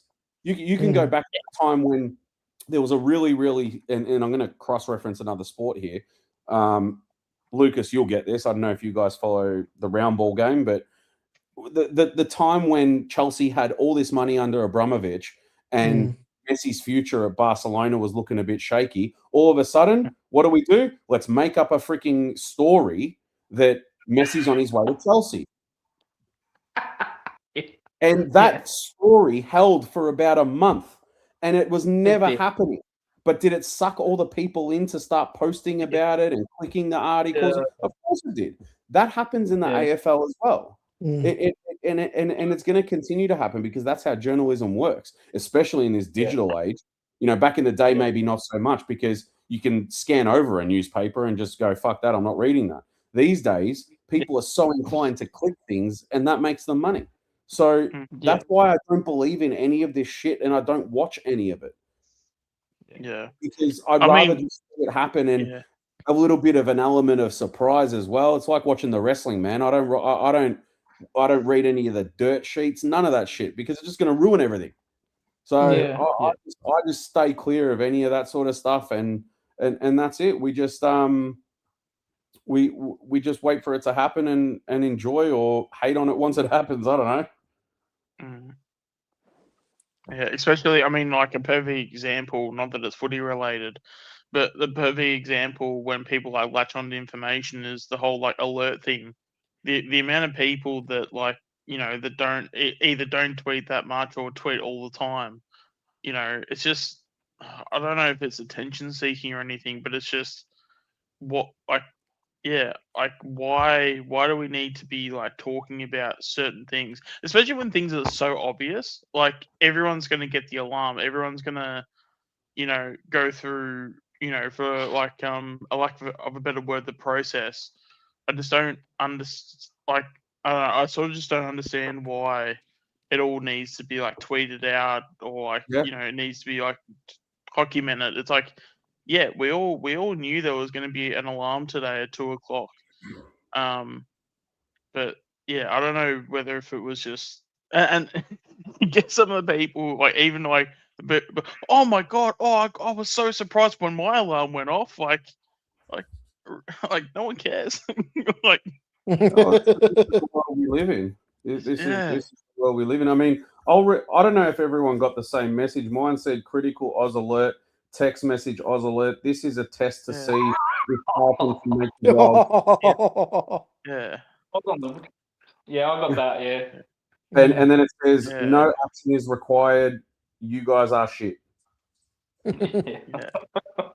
Yeah, but it was also just the fact that I don't know, like there's just a sense of I don't know importance when it's just like, you know, it's like, oh, okay, so now like tweeting that has improved your day or it's made your day better or whatever. Like, I mean, I tweeted out about the, you know, because I wasn't aware of it till I watched SEN because I found it strange that I won't say the YouTuber and stuff, but I got a private message from one of the like a YouTuber, and I'm like, that's a bit strange. Like I know I'll comment on his posts every now and then, but he was telling me to click on a link and you know go vote in this random sort of like voting process so he can win an award or something. I'm like, oh, okay, cool. Like I might sort of like check on it, and then like later on that day, I was watching SEN and I think it was Corns and it might have been Corns and Kingy were basically saying that, that said, like, YouTuber was like having a bit of a hard time because he got hacked and everything.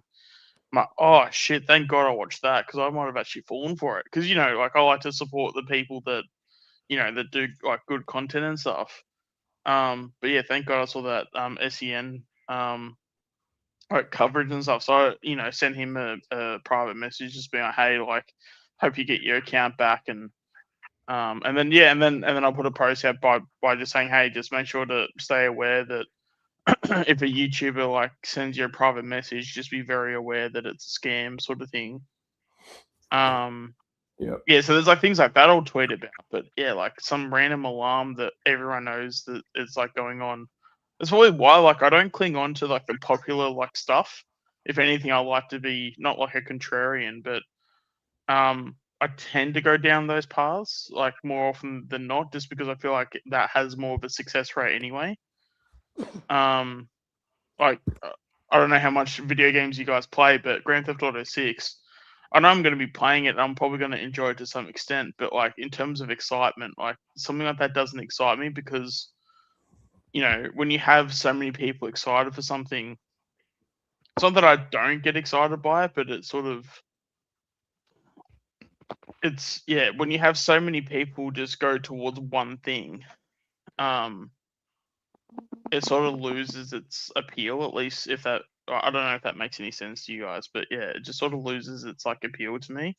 Like even like my favorite players, like one of my favorite players is Bo McCreary, and has been for a while. Like I've even enjoyed other players that are sort of coming through, but even like someone like a Swaddling who's going to be an absolute star very soon.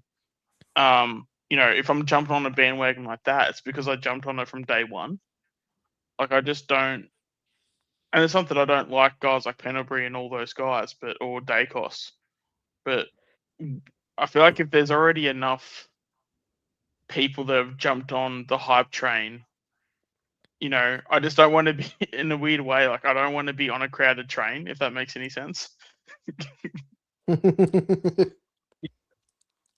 Well, the question I was going to ask, Bo, who's Carlton looking to get in the trade period? At the moment, it's Amadi. Buku Kamis' name has been thrown around again, but I don't know if that's going to happen. They're the only two that I've seen. Marshall's name got thrown in there. The guy apparently wants 1.6. I don't see it happening. They're the only. Is that the Todd Marshall from Port Adelaide? No, Rowan. No, Rowan. Oh, the one from St Kilda. Yeah. I was about to say, why the hell is he asking for 1.6? No. They're the only three names that have. I mean, Amadi is the strongest link at the moment in terms of media hype and all the rest of the shit. Yeah. And then the other two are just being kind of thrown in there, and it's Marshall and I mean this is the thing with Carlton. It's a bloody new name every week. For months it was Butters, and then it was someone else. And, it's because Butters is injured now, there's no talk about that. So now it's like, all right, who else can we throw into the mix? But they're the three at the moment that I've heard the most. I mean, Jesse Hogan's name has popped up. Jed Walter obviously was there for a little bit, but now because he's re-signed, he's off the talk table and all the rest of it. So yeah, I would say Amadi, Buku Kamis. I mean, Graham Myers got thrown in there as well. Hang on. Last week that was pretty last week, and then this week started and no one said a word. What do you have to say about that, Lucas? Yeah, that's not Patrick Dangerfield. Hey, listen, I told you, Lucas. Lucas, I told you when someone asked. Actually, I said, I don't know if I actually told you this. If you go back to one of our first or second episodes on Tuesdays for this season, we were talking about Geelong, and they were saying, if you could take one player right now who would service our team the best, not take the best player at Geelong, just who would service our team the best. I literally said I'd take Graham Myers so that we've got. Go back. I'm going to watch that and I'm going to send it to you on Instagram to double check that. Fucking hell. Well, I mean, it means nothing. It's just a rumor. But if it Yeah, happened, yeah. I'd be damn happy, is what I'm trying to say, Yeah, because I think he yeah. is that type of winger that would service us perfectly. Yeah. Because when Matt Yeah. Carroll comes back, they'll work well together on each side. Yeah. No, I'll apologize to you if that's what you said. I'll fucking pin it to you and say, "Oh no, you're right." So sorry. No, I about that. can't remember which one it is, and we've done plenty. So, and I don't know what part. It's going to be a hard one to find because I don't know exactly when in the show we spoke about it. But no, I pin my banners anyway, so it shouldn't be that hard. But pin you what? I have banners. You know the banners like drive the show and all that different banners. No, our show. Oh, our show. Okay. Yeah, no. I said it on one of our Tuesday shows. That's what I'm saying. It'd be a really hard one to try and find because you'd have to scroll through the show trying to find it. But that was the play. And when it came up in the rumors, I thought, okay, I'm all about it. No problem there. Mm. But it's also kind of like with the Houston information, like how Houston was. There was reports about there was a chance of Houston being traded out. Like that's something like us on the Warble and Magpie Army Chronicles. Like I feel like we've been saying that for probably about a good 2 months at least, in terms of just like how like his efforts defensively have just been shocking and stuff. And yeah, we would certainly be open to a trade. The fact that there was a report last week that I can't remember exactly what the story was, but it was basically, long story short, it was Houston the potentially being trade bait. So when that article sort of came out, I was sort of when I saw that, I'm like, oh, that's really interesting because Houston being talked about as like an option of like leaving Collingwood to go play elsewhere. That wasn't really like a narrative for a while outside of probably like our channels for a while. And yeah, we spoke about it for a good, like, I feel like it's been a conversation of like 2 months. So it's just really funny because like I was looking at it and being like, are people watching our shows to the point where we're literally we're literally creating like media articles and they're just taking whatever we say and they're just running with it? Like, Jesus. Hey, don't be surprised. Don't be surprised. I know they watch some shows. You know what the funniest part is? I would never ever suggest that they do 100%, but we do a segment on our Tuesday show called In the Spotlight, and it's where we pretty much, we do exactly that. We put players in the spotlight for good and bad.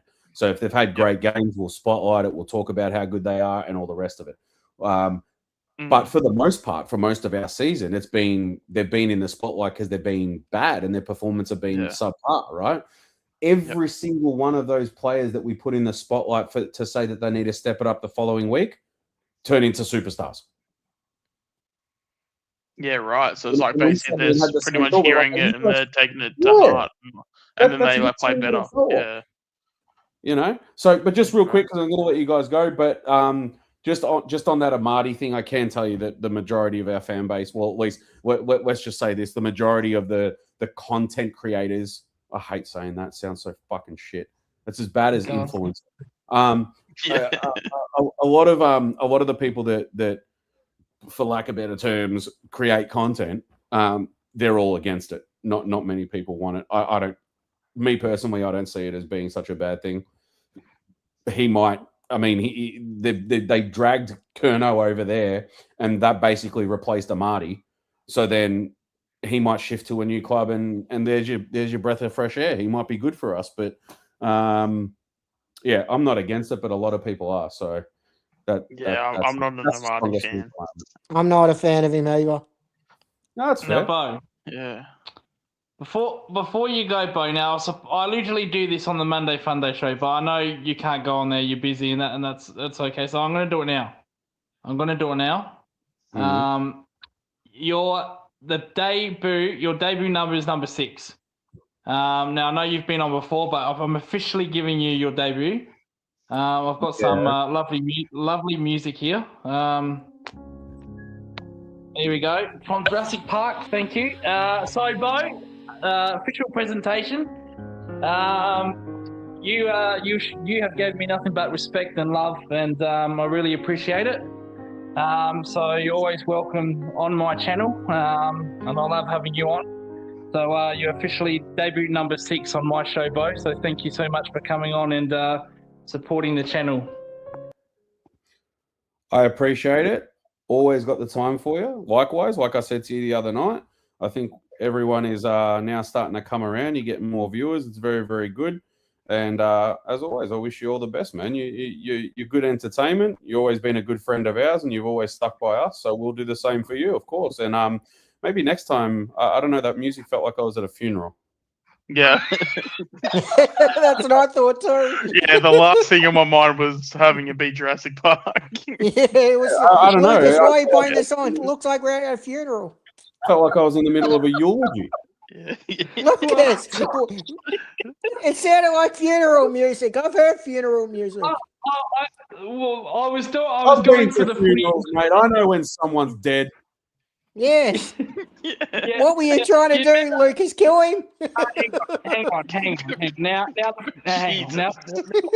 all need to relax. Now, we know the footy show. If you've seen the footy show, they give out debut caps and they use the Jurassic Park music. That song. Yeah, well, I thought Jurassic Park would be good. I thought it would be good, but that's. It was a funeral song. Either way, it's a beautiful song and a beautiful movie. Either way, Bo's debut number 6, and we love having Bo on. I wanted to get the Mars Bo on, but no, that's all right. He's busy. That's all right. My number? Bo? Can I change my number from sick? I don't want to be fucking Hack Williams. He's shit. I just caught on to that. I don't even think our number 6 is even. I don't even think we have a player with number 6 at the moment. I don't think we do Bo. either. Bo, leave the comedy to me, please. Flip it around. Dinner for 2. Well, you were probably gonna. Yeah, okay, now you. No, right. It's getting late for you. Maybe it's been. Maybe you've been up too late. Lucas, give him a number he wants. Give him a number he wants. Well, if you came you did came earlier, but I didn't think of this. I thought, all my guests are going to get an official debut number. And you're right on earlier, Bo, to be fair, because Scott, our friend also, was number 3. And you came on before him, but we didn't give you one. Yeah. Very good. Yes, I know Peter V just wants you to add a 7 to my number. I'll tell you that. We don't do that on this. Yeah, I know what Peter. We don't do it on this channel. I appreciate you having me. Thank you very much. I'm gonna go have a wank. Oh well, lovely day. How... No, it's late enough to say it. It's late enough to say it. Well, I'll tell you what, Bo. Before you go, Mr. NBN went to the netball today, or last night with a lady friend. He went with a lady friend. So, yeah. Wow, was this like in that way or just a friend? Well, my suggestion is, Bo, if you're leaving my show to go watch a netball with a girlfriend, that probably sums it up, doesn't it? Well, I hope you think everything's good, Well, I hope so, because he left me high and dry, and my Monday Fun Day turned to shit. Well, maybe tomorrow he's going to give you a couple stories about how he rewired her. You know what I mean? Thank you. It is late. That's all right. Thank you very much. We'll talk thank you, Bo. Always a pleasure, mate. Love having you on. All right. Bye. Yeah. I was going to ask you, Lucas, weren't you into that Rowan Marshall? I thought he was going to come to Geelong. No, Bo's made me lost. No, Bo's made me lost it. I've lost my place now. Rowan Marshall. Yeah. So there was interest. There was interest last season, but we did trade him. We actually did wanted to trade him, but St Kilda wanted they wanted SDK. They wanted a straight swap for SDK. Mackie didn't want that. Mackie refused to give up Sandiconi. So that trade I'll get rid of this to pleasure of Bo. There we go, drive the show.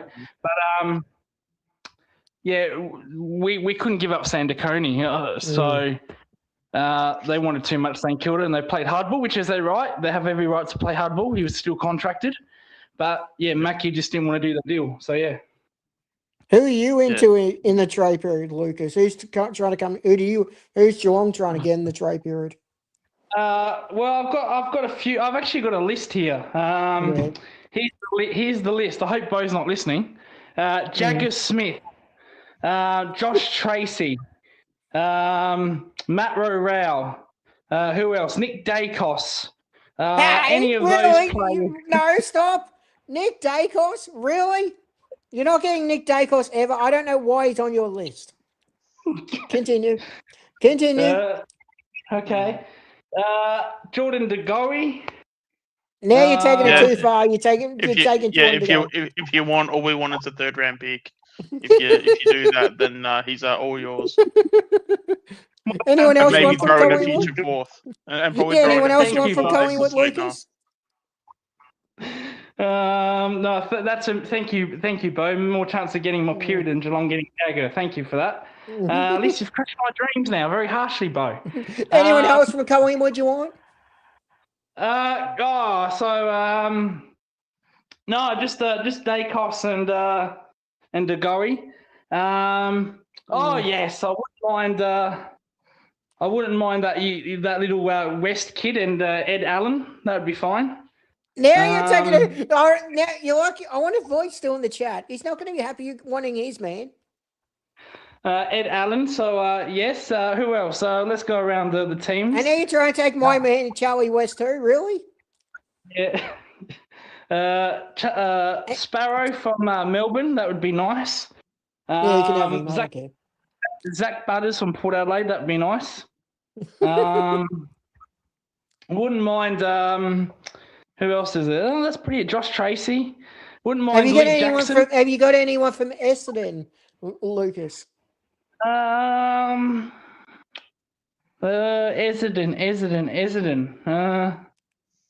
Maybe Martin. Martin can come. That's about it. I used to play that when it started FIFA 13.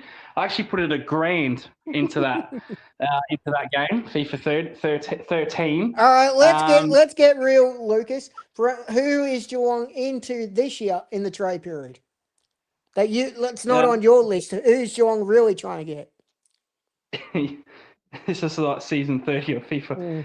Yeah, but I used to put big money into Ultimate Team when it first started in FIFA 13. Then I realised they made one every year, and just fucking became an absolute money drain. Stop playing. Right. Theoretically, we need an inside mid. We need an inside mid.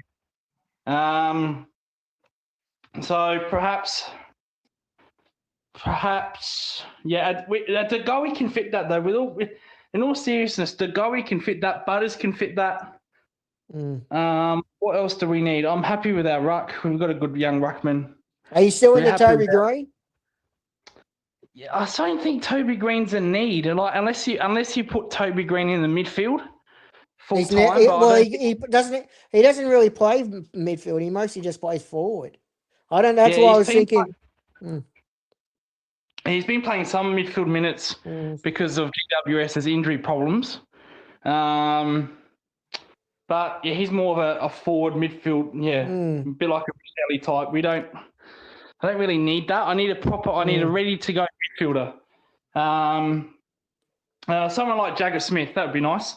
Someone who can just sign for 10 years. So he's gone to bed now. It doesn't matter. He's gone to bed.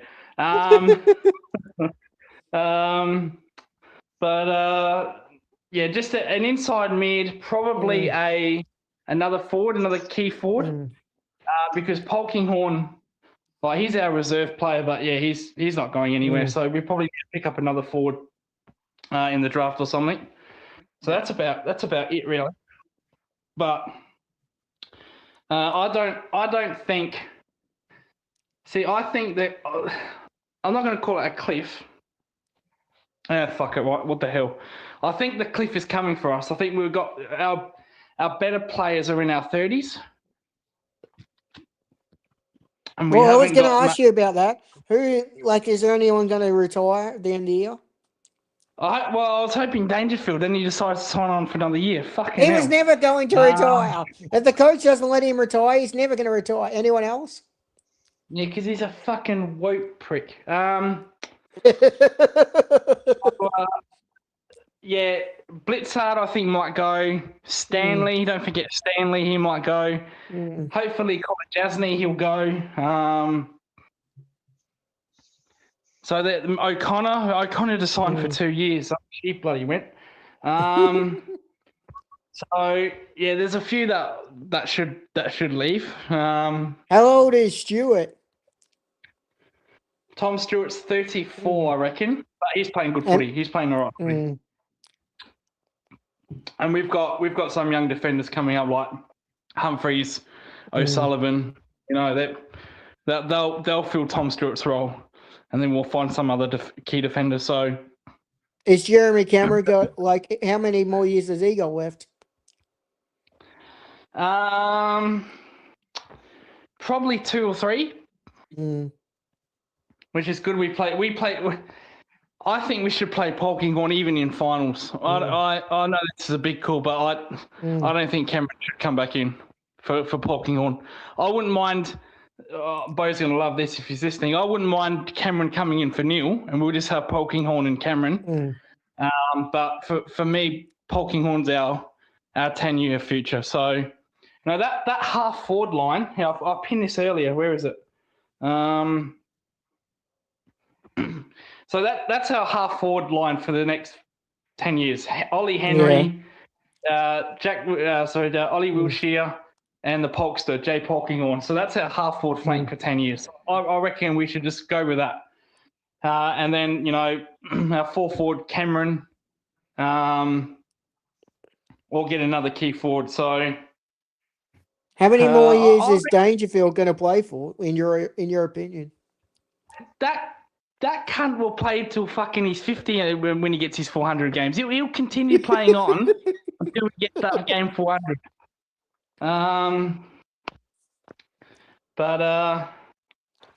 Well, that's what happens with coaches. They don't they leave it up to the players. Look at us. We're leaving it up to some of our players to announce their retirement. It looks like you're doing the same thing with Dangerfield. Yeah, well, at least we got rid of Stengel. That's a positive. Yeah. We got rid of number 23 too, so it is a good decision. But no, it'll be interesting. Yeah, it was great news. It was great news earlier that number 23 we're not gonna have his money on the books anymore. Yes, well, hopefully that happens with Stengel, doesn't it? Daz, when you heard that, you must have been thinking, thank fuck for that.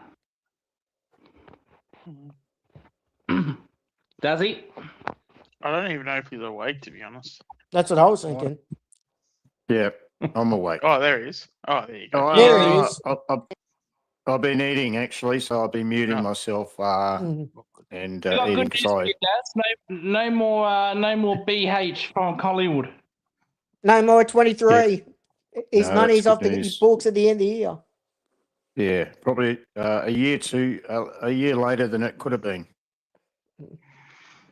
Well, fucking hard. A year later than it needed to be. But anyway, I suppose a little bit of light at the end of the tunnel at last. But yeah, we can move on. It's not as though we haven't got enough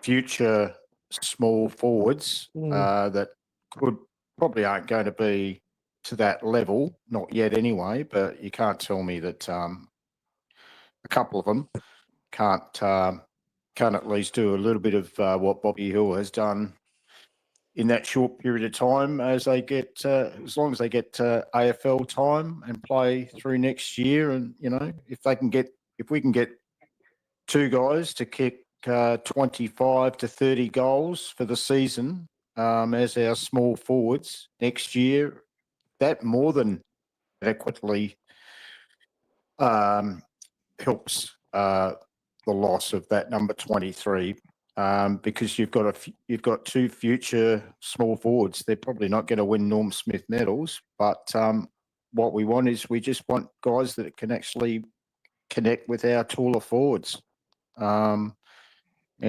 that's all you need to do. That's all you need to do. Relying on one player doesn't exactly always work for you, anyway. And anyway, Bobby was a bit of a he wasn't a 4-quarter player. I mean, he played well in that grand final, kicked the 4 goals, but he was an impact player. So he was a lively 5 to 10 minute player where he'd pop up and kick a goal or two. Yeah. So if we can get a bit out of the other guys, I'm interested in Saxena. That's the guy I'm interested in, and I'd ask you guys, what should we do with it? I think the guy deserves a longer contract, and how many years would you give him? In terms of Jer? Yeah, I mean, he's obviously still quite raw and new. Hasn't played an AFL game, but I certainly would be positive and would support the fact that the players should keep him on the list for next year. But how many years would you give him? Would you give him a 2-year contract, or would he just be a 1-year contract? I mean, we haven't played him AFL yet, which is a little bit of an unknown, but you've got to give these guys time. And I just sort of think, he's just going to take a little bit of time. He's probably behind Hayes. He's probably behind Shooter, and he's behind Harrison, but you never know. Next year he might debut, and he might have 4 or 5 games where he, shows something. So yeah, take a bit of patience there getting him in. But do you think it's a good thing to give a guy like that who's going to be 19 going into next season, probably 20 by the end of next season? Do you think the way we should handle it is give him a year-by-year contract and just play it by ear there, or do you think a longer-term contract is the best thing for a guy like that still hasn't played AFL? I'm kind of the opinion, if then you need to, the actions need to go with the talk. I saw a video of even Fly was even talking up Saxena, saying, he said something to the effect of, hey mate, the fact that you've got X factor, that's why I'm coaching you harder, or the fact that you've got elite talent is why I'm coaching you harder. So I think obviously internally they know he's very talented and he's going to be a pretty good player when he's ready. He is on the rookie list, so to me straight away I'm thinking, okay, let's max out all the years that he has on the rookie list. So that needs to be probably locked up ASAP. I'm not sure. Maybe Lucas can even answer this. Because I think when you're a rookie, I don't know if you get a 1-year deal or 2-year deal off the bat. You obviously won't get 3 because you need to be. I think it's like the top 20 players get 3 years when they're kids and stuff. But yeah, because I think rookies get 2. I think they get 2. Yeah. So, but I think in terms of being on a list, I think you get 3 under being a rookie. So, yeah, I would max out probably like the rookie sort of term, just so that you have someone on a list that is going to be good. So then you don't have to then go get somebody else, and then because it's a rookie spot, it's like if you can get as much talent as you can in those sort of spots, that's what can be a big difference going forward. Kind of similar to what we did with, like, say, someone like a Markov. We know Markov, even though he's on a rookie list, we know if he was to play, he could he could play a handful of games here and there. Someone, I'm trying to think of, if you were to then say get say a kid from the rookie draft itself, they're probably not going to be playing straight away because they're on the rookie list for a reason.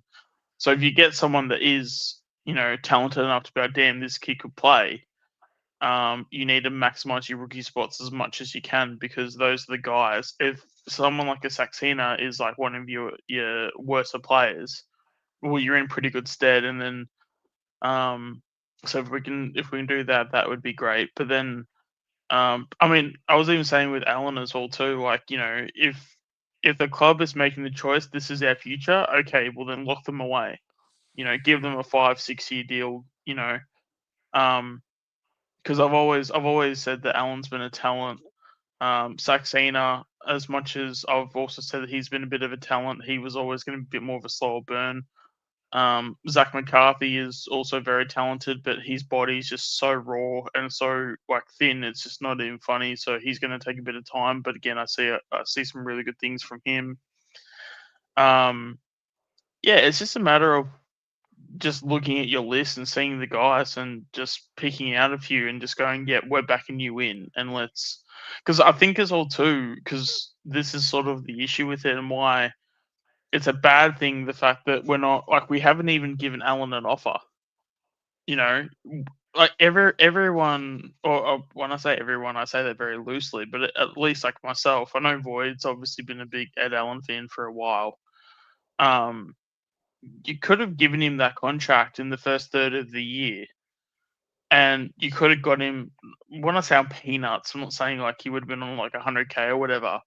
But like you could have got him for way unders, and then he has a game against, you know, like he did against Adelaide, and then everyone's like, "Oh, awesome! Like we got Ed Allen for the future." But if you locked him in before that game, you know, he'd probably only be on like 300,000-400,000. You know, and if that's and especially as well, if you lock him away for say 5 years, like imagine if you had something like that where like you've got someone like Ed Allen that's, you know, locked in for 5 years at say like 400,000 because he's a player that hasn't proven himself. You know, but then he proves himself. Like you've got a massive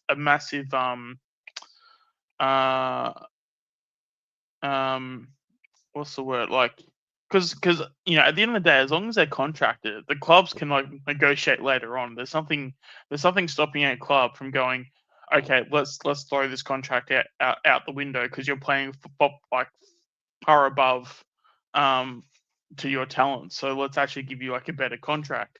So that's very possible. You know, and yeah, if he's on say 400K for 5 years, and say after 2 years, okay, well let's give you another 2-year extension. So effectively, he's giving himself from the start of the contract to the end of the contract. He's basically giving himself 7 years, but it's all, you know. But the last 5 of those are like, you know, when he has like, you know, the contract's like better because we like restructure it. We give him an extended 2 years. So I don't know. I just want the club to be a bit more proactive in that sense, because I just don't know if the club is doing that. And I think someone even mentioned it. I can't remember if it was last week, the week before, that Lepage is a bit of a hard ass when it comes to contracts. You think they're going to wait on our three, like the veterans, how Sidey and Pendlebury? They're just going to wait on those three. Their priorities are on those three, and if they do, it's probably not the way to go about it, because you've got to lock in your longer term players. I would have thought your future. However, two things could be happening here, and I heard it on one of the other, might have been Fox Footy or something like that, Sunday or something like that. Because I mean, it has actually been 3 weeks of progression from Allen.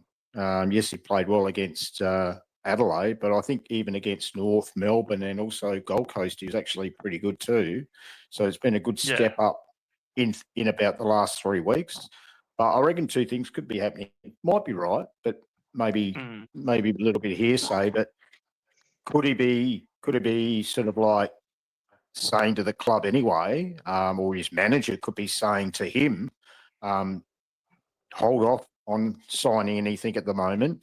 You've got some interest elsewhere, and whether that's from West Coast or somewhere else. I even heard 2-3 weeks ago there was it Gold Coast even after him? I don't know. I thought it was one of those clubs up there. It was Gold Coast. The name was dropped anyway, that they might. Or Damien Hardwick came out and said something about 3 or 4 weeks ago. It's amazing, a coach coming out saying that we'd be happy to have him and all this sort of stuff. And then the media jumped on that, and it becomes a relevant story, obviously, when we don't even know whether it's factual or not. The other thing too is So, I mean, he may have interest. I'd be surprised he hasn't got interest after his last 3 or 4 weeks, that's for sure. Yeah. But the other thing too is, do you think, and maybe this ties in with what you're saying, Sean, in regards to Leper, do you think they're worried, Collingwood are worried that if they do give him sign him up, that his current form might drop off? Like, he's playing really, really well at the moment. I don't think he would drop off, but do you think in the back of their minds they might think, well, he might suddenly sort of like his form might taper off a little bit? And what we're seeing right now over the last 3 or 4 weeks has been really, really good. You know, he's one of the first players getting picked, obviously, and his numbers are pretty good.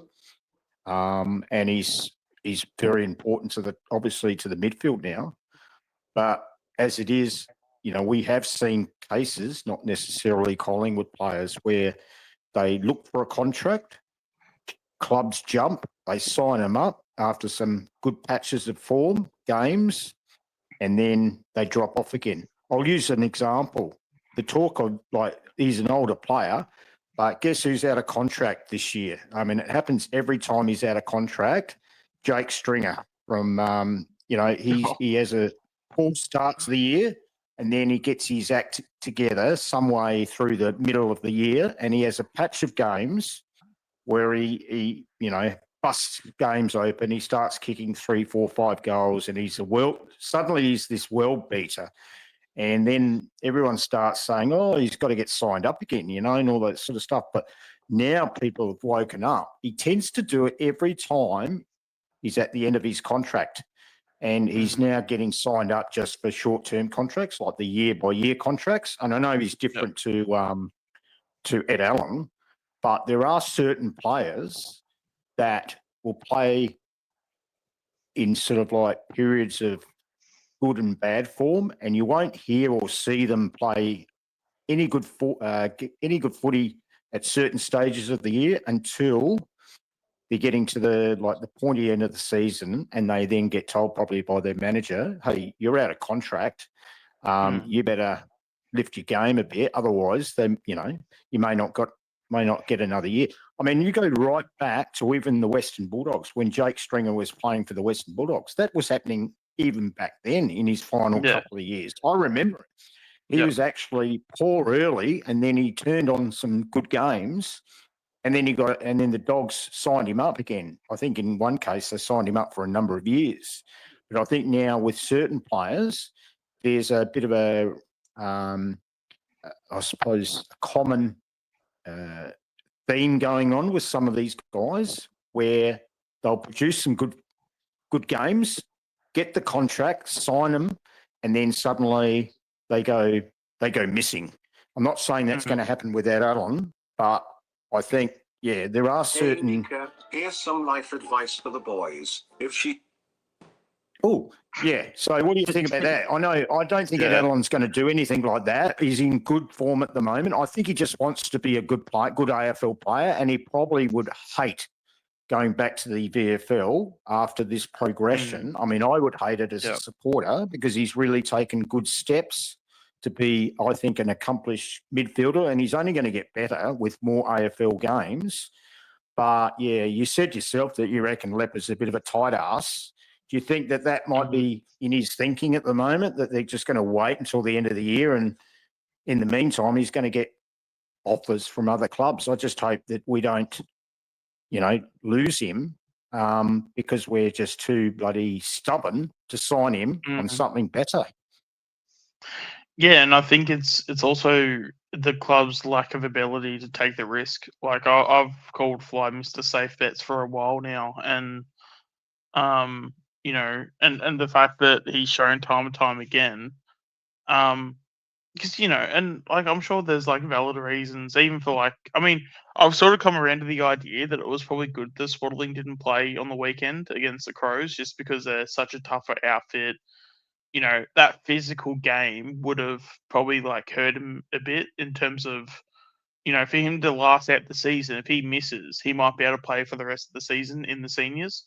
So where if he played that Adelaide game and he copped a few knocks here and there, I mean, he did play some senior footy in the Waffle you know, in his draft year and stuff. So he's no mug when it comes to, or he's no stranger when it comes to senior bodies. But he's still 18 at the end of the day. So yeah. Who do you reckon Collingwood will remove at the end of the year? I think. Have you got absolute certainties? Can you, off the top of your head, do you reckon? I can probably think of 7 or 8, but yeah, have you got some names you reckon are probably pretty much gone as of now anyway? I've definitely got names. I've definitely got names, but whether the club acts on it is a different story. Well, what do you? I'll ask you. What do you think? Just you. Forget about what Leper might do. Just what you think. Just based on what's happened this year and selection and what you've watched a lot of VFL this year, obviously with watch-alongs and all that sort of stuff. So yeah, I'm asking you because I think you've probably been, focused on a lot of those guys, not just AFL guys. You've been focusing on the guys in the VFL too. So, and let's face it, there's guys that have probably just hung on over the last year or so that just got contracts late, into November last year and October, just got the contract. I think, there's a few obvious ones there that probably will move aside. But yeah, what do you think? I mean, with your watch-alongs and all of that, anyone that's worthy of giving another chance next year? Oh, there's plenty of guys that I want to give a shot. Like, I feel like, and that's the other thing, I feel like if I was, hypothetically, if I jumped in the coach's chair from here on out, like, it's something that the team would look completely different. It's not like I'm making 23 changes and then, like, that's my team. But I'd be making some significant changes, but not only changes, I'd also be setting standards. And I'd be saying, hey, if you can't do these fundamental things, or if you can't do the basics right, just do not expect to play. And that's one of the things I feel like Fly isn't necessarily doing. Because I'm sort of hoping, when it comes to finals, like, are we going to be? Let's just say we have a qualifying final, and are we going to go into a qualifying final and we're playing guys like Lipinski, Houston, even Bo to a certain extent, like. I think Moldhouse nailed it on the head and showed why he's been such a good coach when he did it, is that you can't carry too many soft players going into a big game or a finals game. Because as much as it's all great and having the ball on the outside like a Lipinski and stuff, but and yes, he has lifted. I feel like his games have been better the past 3 weeks. Has it been 3 weeks, 4 weeks? So, I'm not going to sit here and say that, Lipinski's been poor, because I think, that standard of, getting the 20 disposals, at least 20 disposals. I know he had 19 on the weekend and 19, not the last one before, but the one before that. But at least the furthest one away, he had 19 and I think 2 goals. So that's when it's okay. Well, at least you're impacting, because all the goal assists, all that stuff, that's just going to happen anyway. So all that stuff, I don't think that's going to take care of itself. But yeah, and then I think the other 2 weeks he had, I think he might have had 22 and 23. So I think he's had 3 or 4 weeks where, and especially as well, if you're our main winger, you have to lead by example. You have to set the standard, because if you're our best winger, then that's, in my mind, that's a leadership position in itself. If you're the best player that does a certain role, you need to take some ownership over that. And it's kind of frustrated me, because a lot of people that they want to look at it and go, oh, but he's doing fine, he's doing okay. It's yeah, but we're talking, we're not talking Pennebury where he's 35, 36, and he's sort of over the hill a bit. We're talking. I'll look up exactly how old he is, but I want to say he's 20. He might even be 27, maybe 28, worst case scenario. So I'll just quickly look up how old he is. But there should be no excuses for someone like a Lipinski not being our best winger and consistently performing each week as our best winger. So if I just quickly, he's 28. There you go. So that again, there's no reason why he can't be performing, getting 20 disposals every week. You know, if he kicks a goal, that'd be great too. You know, and then the odd game where he might even kick 2 goals. So, yeah. So as much as there'll be like changes, but also, I'd also like to see, because I loved how Moldhouse at the start of every season, he used to, there'd be about 6 changes. And even though the changes he would make would be guys that, okay, on paper, we want these guys to be the future. So you get maybe 2 guys in the trade period, maybe 3 guys in the trade period, and then you debut, say, about 3 kids, like, so 3 18-year-olds, because, you know, they've done the preseason, or when I say 18-year-olds, you know, maybe kids that have come through drafts over maybe like the last like year or 2. So it won't be just the draft crop itself, but maybe like, you know, over a period of like 2 to 3 draft crops. And yeah, and you just give them a shot, because at the end of the day, the first 5 games of the year, they don't really matter.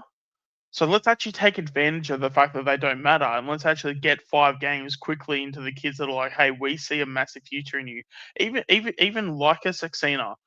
Like, what's the harm in playing Saxena in the first 5 games of next season?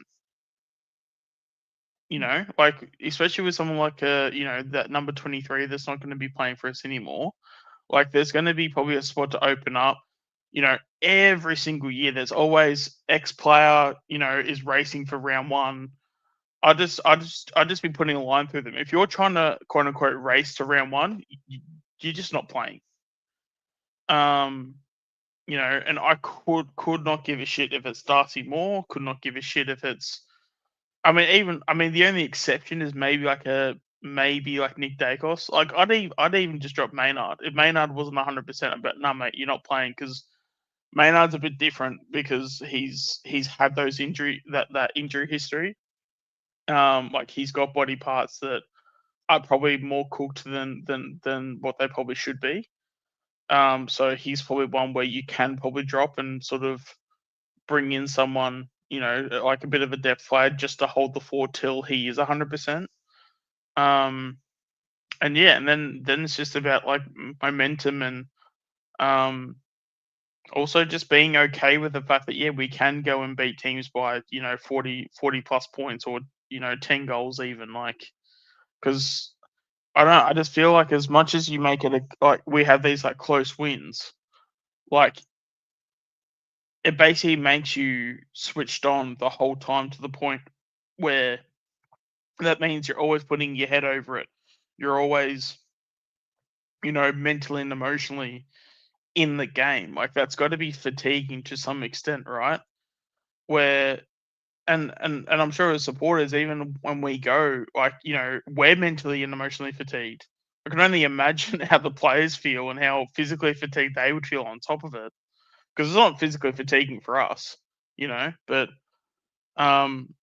so I don't know. There's just, you know, and then we do things like the Presti sign, which I feel like we've now swapped that out. Which I don't know if that's a good thing or a bad thing. So I feel like we still do the Presti sign, but we've just called it something different.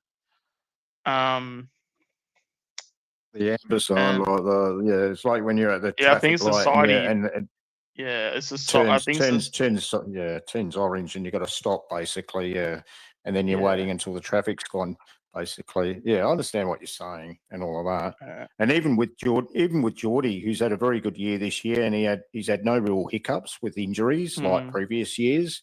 Can we rely on him having another year like he has had this year again? Because let's face it, this is a bit of a a strange year for him. We weren't probably expecting Geordie to play many more than about 9 or 10 games, if that. And certainly it's one out of the blue, and he's been pretty good. but are we going to be in the same position next year where we'll be able to pick him for 20 plus games next year in the AFL, or is his body going to go back to where it was like prior to 2020, 2026 and all of that? So another year old, that's what I was saying. You know, every year is different. You don't know what you're going to get. You don't know how players see. We wouldn't have even expected the issues with Darcy Moore with his hamstring injuries. You know, we were actually criticising Darcy through last year with his actual form.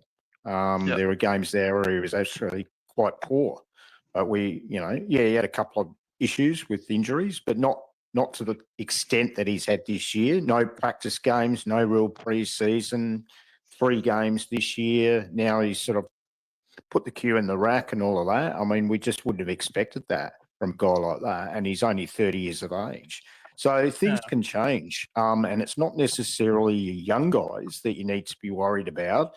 It's actually your more experienced and your senior players. Anything can happen at any time, and as we've seen with Darcy this year, you know, things can change, and it actually impacts your team pretty well. I think it's just taken such a long time for us to become aware that we're probably a better team without him playing in defence. And we've actually, now that we've gone and we've actually plugged some of those holes, we've got Puncher in the draft, you know, apart from Frampton stepped up, had his best year, obviously, and played virtually every game, unlike previous years where he's had a stint or two in the VFL. And he's a confidence player, but he's actually playing with confidence this year because I think he's taking the responsibility. How he's come back from the dead, basically, when we all thought he was just about gone, like early in the year after his last season where he had that concussion and then the soft tissue injuries as well through the second half of last year. He's sort of like come back from the dead. But again, you know, he's possibly only one bad injury away from, you know, retirement. So things can change. So all this emphasis on the young guys is one thing, but, you know, quite a lot can change with your experienced guys too from year to year. As we all know, look at the drop off from, you know, from Pendles a little bit. I mean, it's not alarmingly bad, but it's just a little concerning. But are we really surprised? I mean, the guy's 38 years of age. Sidey, you know, a lot of people wrote him off 2 or 3 times before this year, you know, but this has been probably his worst year for the club, no doubt about that. You can't argue that. It's been his worst year. And, you know, you've got to, that's where good clubs make tough decisions, and they got to get plans in place so that they can actually adapt to any changes to the player list, the playing list. And we've got 3, possibly 2 this year, maybe not 3, but certainly 2 or 3 over the next. And then we still don't know what's going to happen with Jamie Elliott. You know, he's only going to come back second half of next year, but is he going to be, you know, good enough after a bad injury like a ACL?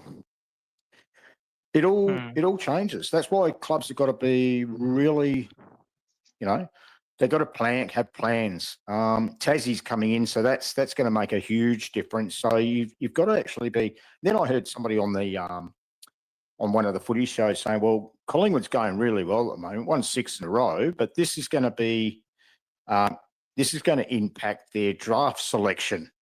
It'll mean that they won't get the better pick. It'll, you know, they'll get a pick that's probably going to be middle of the range. It's not going to be a great pick or picks, basically, because they're going to actually feature higher up on the ladder.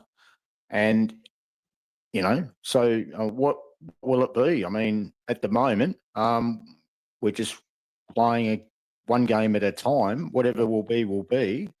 But only, I suppose, we'll be able to answer the question in maybe 3 or 4 years' time, you know, as to whether or not we're going to be a competitive team and, you know, stay in the finals race, or whether or not we slip again. I don't think anyone turn around and say that we're actually going to fall off a cliff. That's just that's ridiculous to say that, because things can change a lot. But planning ahead is certainly significant as well.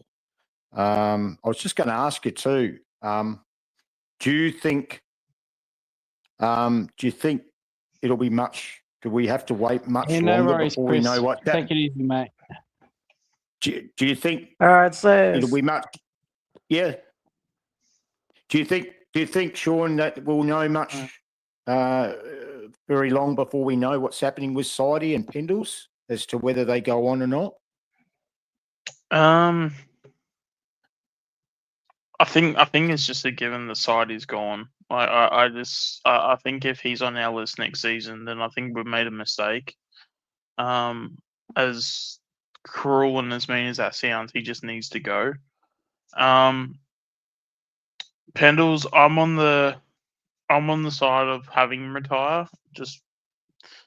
I just don't think there's really that much of an argument to obviously keep him. And then Howe's the only one I would probably have as like but in terms of, I would want him as a bit of insurance. Because if we go after a key defender, which I'll keep it. I'll just keep it with myself for now. But apparently we have shown some interest in a defender. So I wonder if that tells us that Howe might be retiring, or because I don't know if the player that we're looking at, I don't know if he's gonna come into the best 23 straight away. He's one of those sort of like fringe types. I'll just leave it at that. But just as like insurance, because injuries happen, all this stuff, and Howe's probably the only one I would probably entertain a contract with. And then I don't know, I don't know, but also as well, Pendles is Pendles. Like even if he is just on the list as a coach, but then on top of it too, if he signs up like that, probably means he probably plays like 15 games. But 15 games out of Pendles, if that's the output you get, he might play he might play well 1 in every 4, 1 in every 6. I just don't know if that's the plan of attack. Like, and I know we're obviously coming off a very good Pendles game, but for those that don't know, Adelaide is a team that Pendles always does well in. It's always Nick and Pendles that stand out against Adelaide. So, as much as I'm happy for Pendles to get one more, really good game out of him, because, I feel like there's a very real possibility that was probably his last good game. So if he gets another one, I'm only going to cherish it, just because I just know that if he has any more, it's maybe only 1 or 2 more. I just can't see him I don't know. I feel like we could offer him a contract, but I would probably just give him a bit of a send off, to be honest. Which it sucks to say. Like I don't say that lightly. But that send off mightn't happen until final, so that's what I'm saying. Sort of like if we're in the wild card or even finish 7th or 8th or 6th, that we could be waiting until the week or the days before that first final or whatever it may be before we know what's happening with any of. I would be very concerned if we're still waiting on those guys to reach a decision, and we still haven't signed a guy like Ed Allen to a contract. I think if it hasn't been done within the next 2 weeks, I'd be very concerned about that, because you can't tell me that there aren't, even more so now, that there would be a string of clubs that would be speaking to his manager and saying, what do you want to do? Do you want a long-term contract? Do you want to stay in Melbourne, or do you want to head home in WA, or whatever it may be? They're just putting the questions to him or his manager. Yeah, it's great that he's playing well for Collingwood at the moment, but I would hate it to be us to to lose a guy like that, a guy that's finally been given his opportunity and finally showing something on the basis of waiting on a couple of veterans to the very final week to see whether or not they're in on next year or not. I mean, Sidey, I think clearly Sidey probably has to go and should go. Yeah. But yeah, the fact that we still haven't heard anything, and there were rumours last week that from somewhere that he was going to retire, but no official announcement really as yet. So they might be planning on a particular game where they will announce it early in the week or whatever it may be. But even if he's decided, I mean, if he's decided right now and he's told the club that he won't be playing next year, what's the harm in just coming out and saying this is my last year? Why wouldn't they just come out and say it? If they've reached an agreement and he's happy with that, Sidey's happy with that, forget the fact that, we may be still playing finals and Fly might want him still in the team. What's stopping the club from coming out and just addressing it and saying, this will be my final year with Collingwood and I will be retiring at the end of the year? What's the harm of that? At least everybody sort of is put in the picture, and then there'll be a sense of, well done. We'll celebrate that. We'll continue on as a team. We'll try and get as far as we can. But in the meantime, we've got some players to sign up. And one of those is Ed Allen, and we need to get onto it, So I just hope it's not restricting us. That's all. Yeah. I mean, but that's the thing, especially because I think with Sidey, I think there is a narrative where you could say, well, the talent doesn't go away, so it's only the body. Like the body is what's going to let Sidey down at the end of the day. But also too, as much as you can say, oh, let's just announce at the start of the season. You also don't want to do that and then get halfway through the season and go, oh, damn, my body feels really good. I could probably go on for another year, because then that's that whole embarrassment and, well, not embarrassment, but, it's you sort of don't want to do the John Farnham type of thing where, you sort of announce your retirement and then you sort of come back all of a sudden. I just, as even though it would be such a small thing, but I just don't know if any player would just want that on their name, if that makes any sense. So there's that. And I think it's also just out of respect, the club's just respecting Sidey in the sense of, hey, you don't have to make a decision till the end of the year.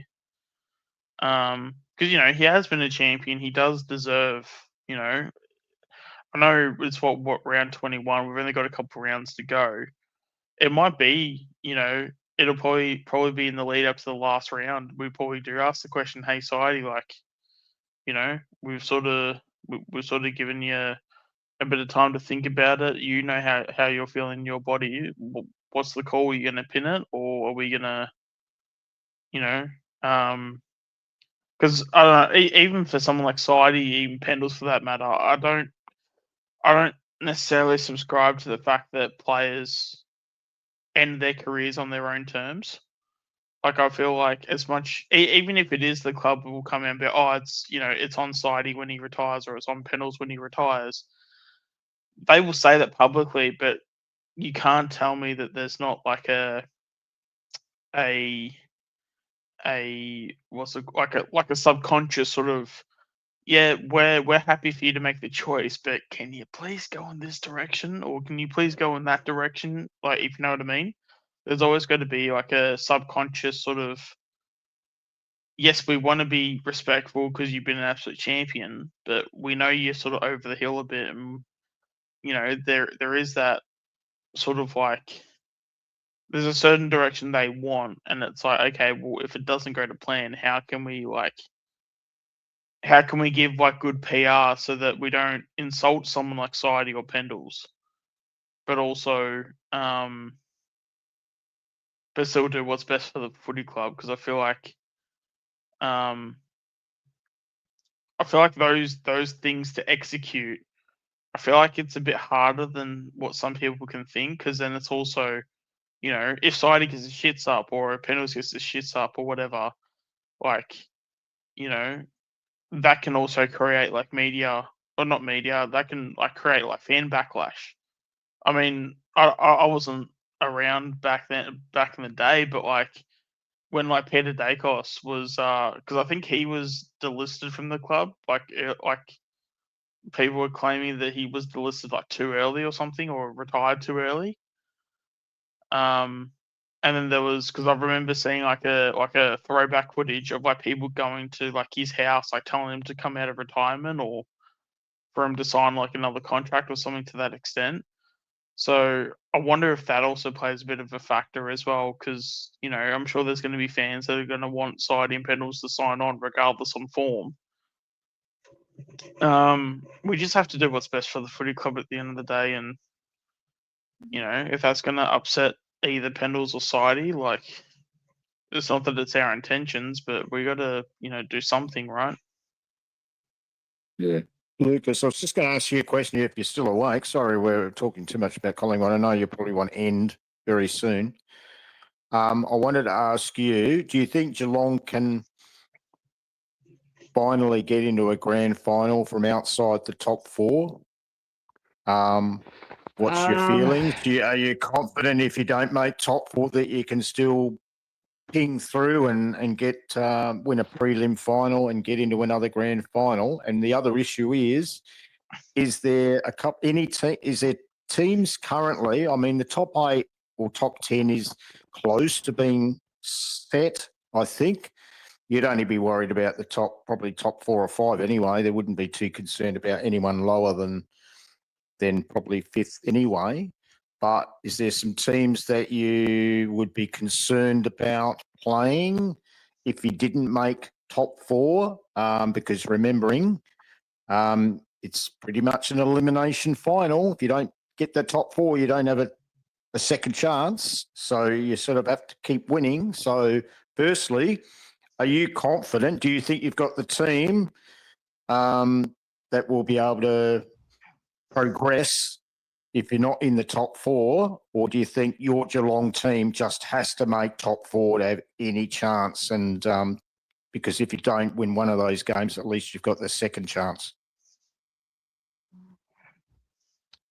Yeah, I think it's tough to win it outside the 4 because with the wild card you have to play an extra game, so you have to play 5 games to win the flag, and I think that's just too much. That's just too much.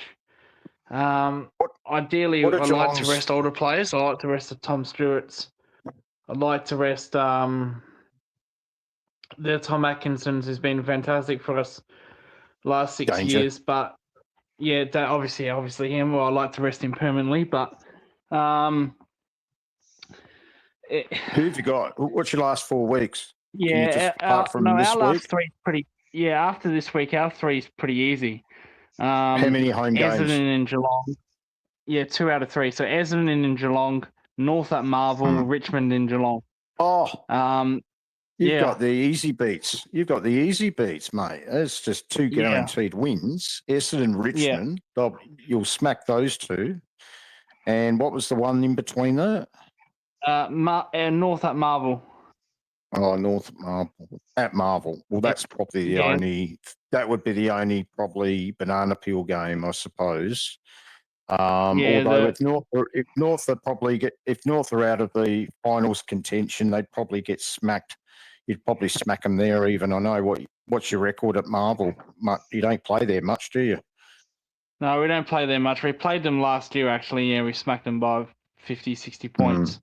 So if you win, so this week's probably more the most difficult game. I'm not just saying that because it's Collingwood, but it's probably the most difficult one out of all of those. So you could win. You could still win 4. Would that get you into top 4? And who's the team that could miss the top 4 if that happens? What would need to happen? No, it wouldn't be automatic. So if we lose to Collingwood, that top 4 is pretty much gone. That's it. If we win our 4, we'd have to rely on the following teams to lose: Brisbane, and Hawthorn. So I think we're going to concede Freo and Sydney. They're there. They've done. They're going to make top 4 no matter what. So we got Brisbane in the last round 24. So say, for example, Geelong and Brisbane are on equal points after round 23. If Collingwood knocked off and beat Brisbane round 24 at the G, you'd probably slip in. We could do you a favour if you're on equal points. That is. Yes, so Hawthorn's got an okay draw. They play Brisbane this week, and then they play Collingwood in the last game. But between that, they've got pretty easy games. They've got West Coast. Where's Hawthorn playing? Where's Hawthorn playing Brisbane? Is that at the Gabba or is that in Melbourne? No, that's in the Gabba. Yeah. Up the Gabba. So yeah, probably you'd think Brisbane win that. You would think. You would think, but you never know, I suppose. How many are they a game ahead of you at the moment, Brisbane, or 2 games, or what are they? They both are. Yeah. So one game ahead of you. Yeah, correct. So Hawthorn have also got. Oh, Hawthorn as well. Yeah, okay. sorry. So they've got North this week in Tasmania, so that's a guaranteed win. Then they've got Brisbane at the Gabba, and then they've got West Coast. Either way, that's a win, wherever that is. I think that's in Perth anyway, but it doesn't really matter. And then they've got Collingwood. So they've got 2 pretty easy games, 1 tough game, and then get a 50-50 against your club. So they'd probably we'd need to win all 4 and hope they drop 2. I reckon we can beat them in the last round. I'm actually more confident we probably beat them than Geelong this week. I've just got a feeling that we might get over them in a close one. I'm not suggesting for 1 minute. Brisbane will go in favour. It's the games at the G though. I think they've beaten us twice. The last 2 times at the G, obviously in the final last year, prelim final, but then also earlier, like back half of last year as well. But yeah, I'm reasonably at this point in time, providing we have a decent side to pick. I think that would be a potentially a game that we could win. That's why I'm asking the question, that it might get down to that, as it tends to round 24, like 3 or 4 games where everyone's waiting for whatever happens in certain matches over that round as to where they end up finishing up. We still might finish in a wild card. I'm not saying for 1 minute we finish in the top. We're not going to finish top 4 and probably not even in the top 6. We'd have to win every game to get top 6, I think. I can't see us doing that. It's the most difficult ending of all teams. So you actually are extremely lucky. I don't know how this works. You guys playing Richmond and Essendon, who were absolute crap last year. So you actually finish up with those 2 teams in the final month. It's just a percentage booster there. And even North Melbourne, I can't remember. You might be able to tell us when's the last time Geelong have lost to North. They're your bunnies, aren't they? Yeah, we don't lose to them very often. Yeah. No. I don't actually. Definitely not in Geelong. I can't remember. It's been that long. Probably 2020, 2021. It's been a long time. Essendon's the same thing. We haven't lost to them in years. And so with Richmond, we haven't lost to Richmond in years. Yeah.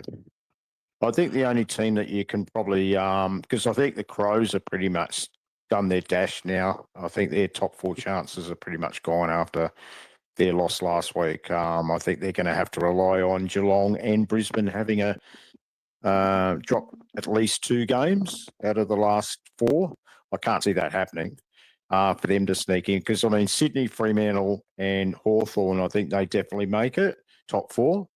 And I think it's just that 4th spot, basically, or that number 4 position. And that's why I don't know where Brisbane, I think Brisbane have got Gold Coast coming up. I think I've got the banana game up there where they've got the Suns, but of course, the way they're going at the moment, you'd probably say that's a tick for Brisbane. But the way they're currently going. And then, yeah, I mean, they'd probably only have to win 3. You guys would have to win 4. 4 out of 4, they'd have to drop 1. And it would get down to percentage, I suppose, then, wouldn't it? As to, but you've got the advantage. You've got the advantage, haven't you? I mean, you belt Essendon by, 12 goals, and then you beat Richmond by 12 or 15 or whatever it may be. That could all, your percentage suddenly goes up, and it could just get down to that at the end of the day. Where would you rather finish? Would you rather play Sydney, or Freo if you did finish top 4? Yeah, well, if we finish top 4, it's going to be 4th. We're not going to finish 3rd, so that'd be Freo. So yeah, that wouldn't be ideal. Yeah, that wouldn't be ideal. We played there this year, and we did scoreboard. We did all right, but Freo missed a lot of set shots in that game. Should have really smacked us. And but you get a second chance. You get a second chance. That's what I'm saying. Yeah. Whereas if you don't finish top 4, you don't get a second chance. Correct. Yeah, North haven't bet us since 2000. Last time that North bet us was 2015. So it's over 10 years. Over 10 years, mate. That's unreal. Yeah, they were incidentally that was at Marvel actually. Was it? So yeah, we've in the last 8 years we've played them 8 times in Geelong. So they just don't win there. We don't play them at Marvel much. We played them last year, and the last time that was 2021, and then 16. So yeah, they're a team that always plays us in Geelong, and we don't really play them twice a year. We've played them once early in the year. We smacked them by 50 points in Geelong. So we hardly lose to them, hardly ever. What do you reckon? I know you don't like talking about him, but Patrick Dangerfield, what do you reckon he's on currently at the moment? What's his salary this year? What would your guess be? I reckon, not as high as like even when he came to the Geelong and he was like Brownlow form, he wasn't on real big money. I reckon he'd be on 700, 750. Oh, okay. As much as that, you reckon? Yeah. Okay, I was going to say between 550 and 650, but you reckon? Yeah, I think he's on a little bit more. But when he first came to the club, he was probably 900.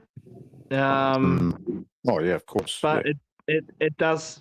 I don't think ever at one point he reached the 1 million. Like even Cameron wasn't a million. Cameron was about, Cameron was 950, so I guess you can say a million, but Cameron was like 900, 950. A lot of players that come to Geelong, they take a little bit less. Like Selwood was on 800, 850. Hawkins was on probably 850, 900. So we haven't really had that 1.1, $1.2 million player. Like if Butters did come to Geelong, he'd probably be the first one that was on $1 million to play for Geelong.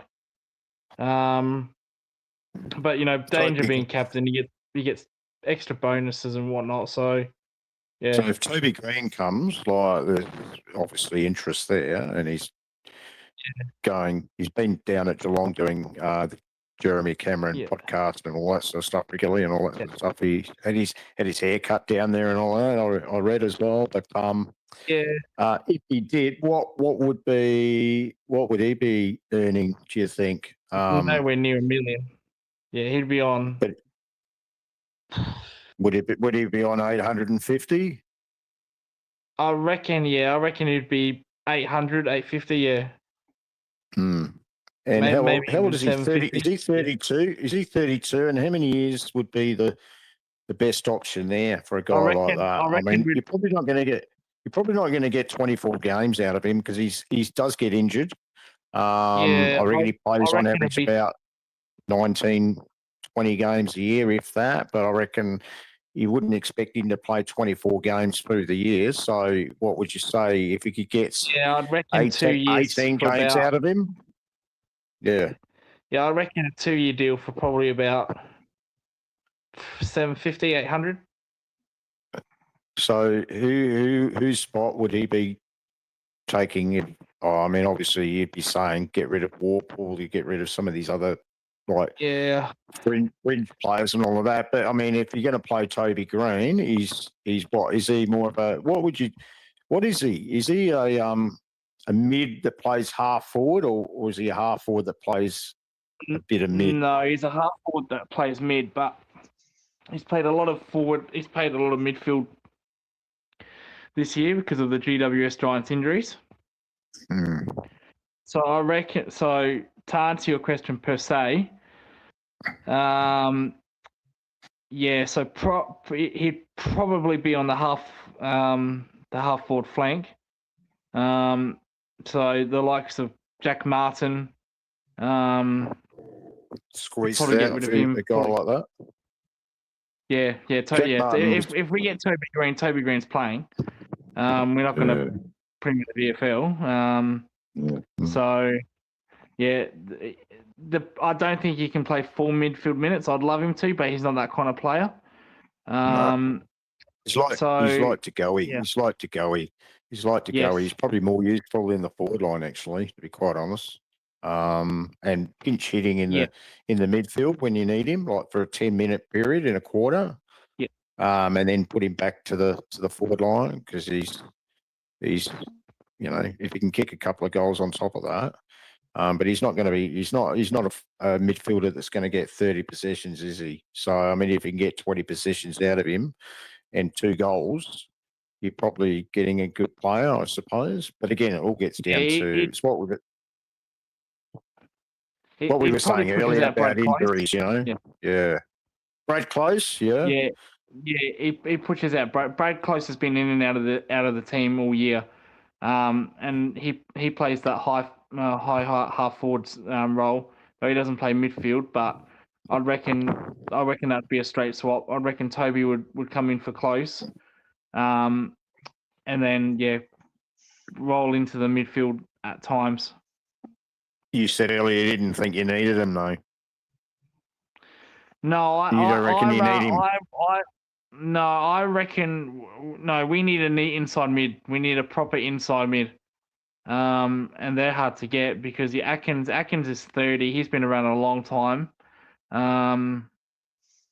Dangerfield's he's done.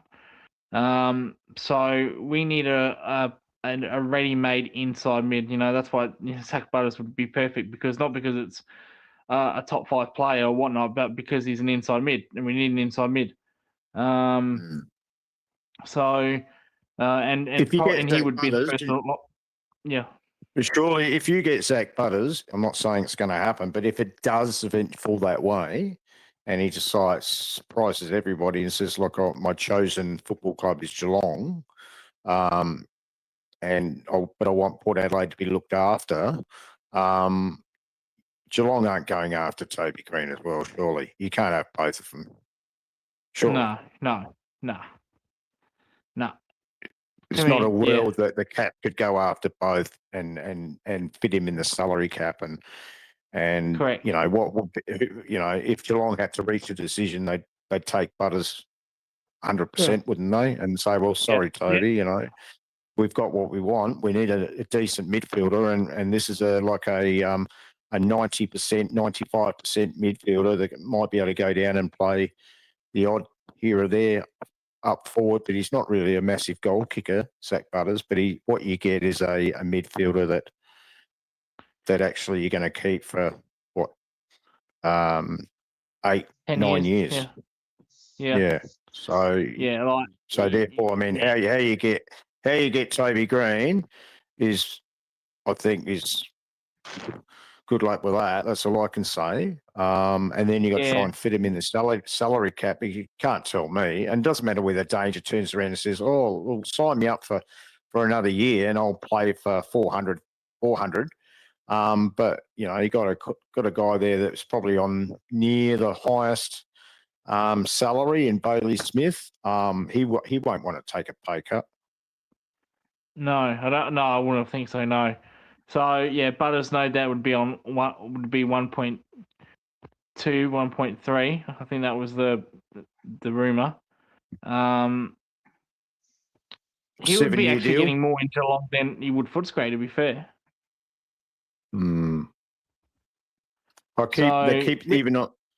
They keep saying Richmond are the front runners now for Zach Butters. Yeah, see, they're offering him 2.4, 2.5. We can't afford that. No one can. Only a team like Richmond can, because they've got nobody else on the list. Why would he go there though? I can't work it out. Anyway, I mean, obviously say money. Yeah, fair enough. But they even look at what they're doing right now. They're youngsters. We still don't know, and they're going to have some retirements. Nathan Broad, all these sorts of guys, they're going to retire over the next. Tom Lynch, they're probably going to keep him for another year, but he pushes the ball. He's nowhere near as good as he was like 4 years ago. I mean, you talk about a cliff. They're already on the cliff, and I think partly on the rubble right now. Actually, you only have to look at what they delivered and served up the other day against Hawthorn. And everyone turns to us, oh yeah, but they've got injuries and all that sort of stuff. But even with the young guys they've got in the team, and I think somebody even said it the other day on Sunday that 7 or 8 of those young guys, we still don't even know whether they're going to be good enough for AFL. Like we're talking about 19, 20-year-olds, they may not be that good. I mean, they're going to take time. So my question, I suppose, would be, I mean, I'm an outsider from Richmond, obviously. It's strange that he would even consider going, Zach Butters would even consider going to a club like Richmond, because it could be 5 years at least before they're actually knocking on the door for top 8 or top 10 or whatever it may be. I mean, does he, for me, Zach Butters is the sort of player I would have thought that would want to play in a premiership team or play in a grand final. He hasn't achieved that with Port Adelaide for the years that he's been there. They've been close, but he still hasn't played in a grand final. You've got to play in a grand final to try and give yourself a chance of winning a premiership. He's certainly not doing that for a number of years at Richmond. So I don't know. I might be way off here. I might be on my own. But how many footballers would actually go that way and not think of wanting to be and playing for a successful footy club, rather than take the money?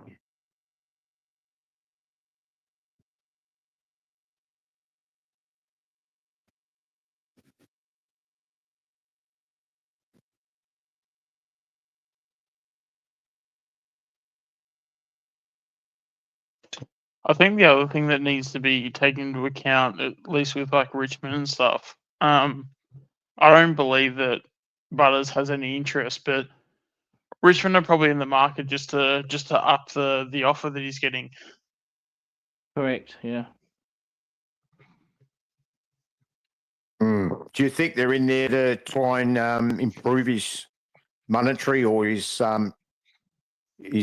deal in a monetary way? I will throw Richmond in because they've got the cash, because no one else is getting big money down there at Richmond, so we can afford it. So and his manager's saying, okay, we'll go to a Victorian club like Richmond because it's not going to help. It's not going to bust their salary cap or anything like that, because they've got no one else really that is on the. Probably I'd say the max that somebody would be on down there would be about 600K, and I doubt no one else is exceeding that. I think there'd be a few players around about 4, 5, 600, maybe 700 Ks tops, and that would be about it. So they've got plenty of, I suppose, leeway there. So, I mean, if you're a manager, I suppose you'd be saying, okay, well, we'll just sort of like shop you around a little bit. Mate, we're probably not going to send you there, but we'll get this into the media. They'll talk about it. So Western Bulldogs, Geelong, even Hawthorn, there's been rumour about maybe Hawthorn showing some interest, Collingwood in the early days, all of that sort of stuff. Get your price up so that you're going to get the best, because that's what managers do. They want to get the best possible deal for their player, so that it shows that they're a decent manager. Otherwise, players sometimes get rid of managers because they're not happy with the deal they've got. So that's it. But yeah, that's an interesting thing. So, I mean, I've always said the same thing. Obviously, the rumour is that he just wants to get out of Adelaide and he wants to come to Victoria and Melbourne and all of that, at least Victoria. And I've always said, well, Correct, if you had the choice between Port Adelaide and Richmond right now, as far as like teams that are probably more competitive, you'd go Port Adelaide still. But obviously, if he's happy to come home to Victoria, then it's a case of finding a new club for him. But yeah, I'd hate to be. I'm not a footballer, so I'm not an AFL footballer, but I'd still want to be happy. And yeah, money speaks a fair bit, but I'd still want to be enjoying my football. You can't tell me that if you're getting belted by 60 points by 12 goals most weeks, that you're going to be a happy footballer. You'd want to be on a winning team and play with the potential of the premiership. So, yeah. Yeah, but again, that's where Richmond come into it, where it's only just there just to fluff up the numbers. So in terms of him actually going there, he's probably got zero interest. But the manager is like, hey, like, let me cook a bit. Let's just put Richmond in here. You can go and see Richmond's the whole process, because apparently he went into their building, I don't know, whatever it was, and like they did a presentation and everything, see it all out. But that's the thing, like if that means he gets like a bit of extra money because a Collingwood or a Geelong go, oh shit, Richmond sort of upped their offer. Yeah, we can pay unders in terms of what Richmond are offering, but we can't like insult that offer either, if that makes any sense. So hypothetically, so if Richmond are offering $2 million, Collingwood can't offer any, or even Geelong for that matter, can't offer anything less than like 1.8, because otherwise the offer and the market would just be too insulting otherwise. Yeah, so but that's the thing, if Butters is say worth 1.6, 1.8, like it's or say if Collingwood and Geelong are offering 1.6, that's where a Richmond come into play and go, oh well, we'll then offer 2, which Richmond knew that they weren't going to get someone like Butters, but they've at least made Collingwood or Geelong pay Butters an extra 200K. That's 200K that they then don't have access to for, like a different player. So it's a bit of tactics within tactics, if that makes any sense. Oh, yeah. I mean, again, manager, and then they just sell it to them, or they throw it out to the media so they can just create interest that way. And then, of course, there are some people that, I mean, I don't believe it. I mean, I'd be surprised.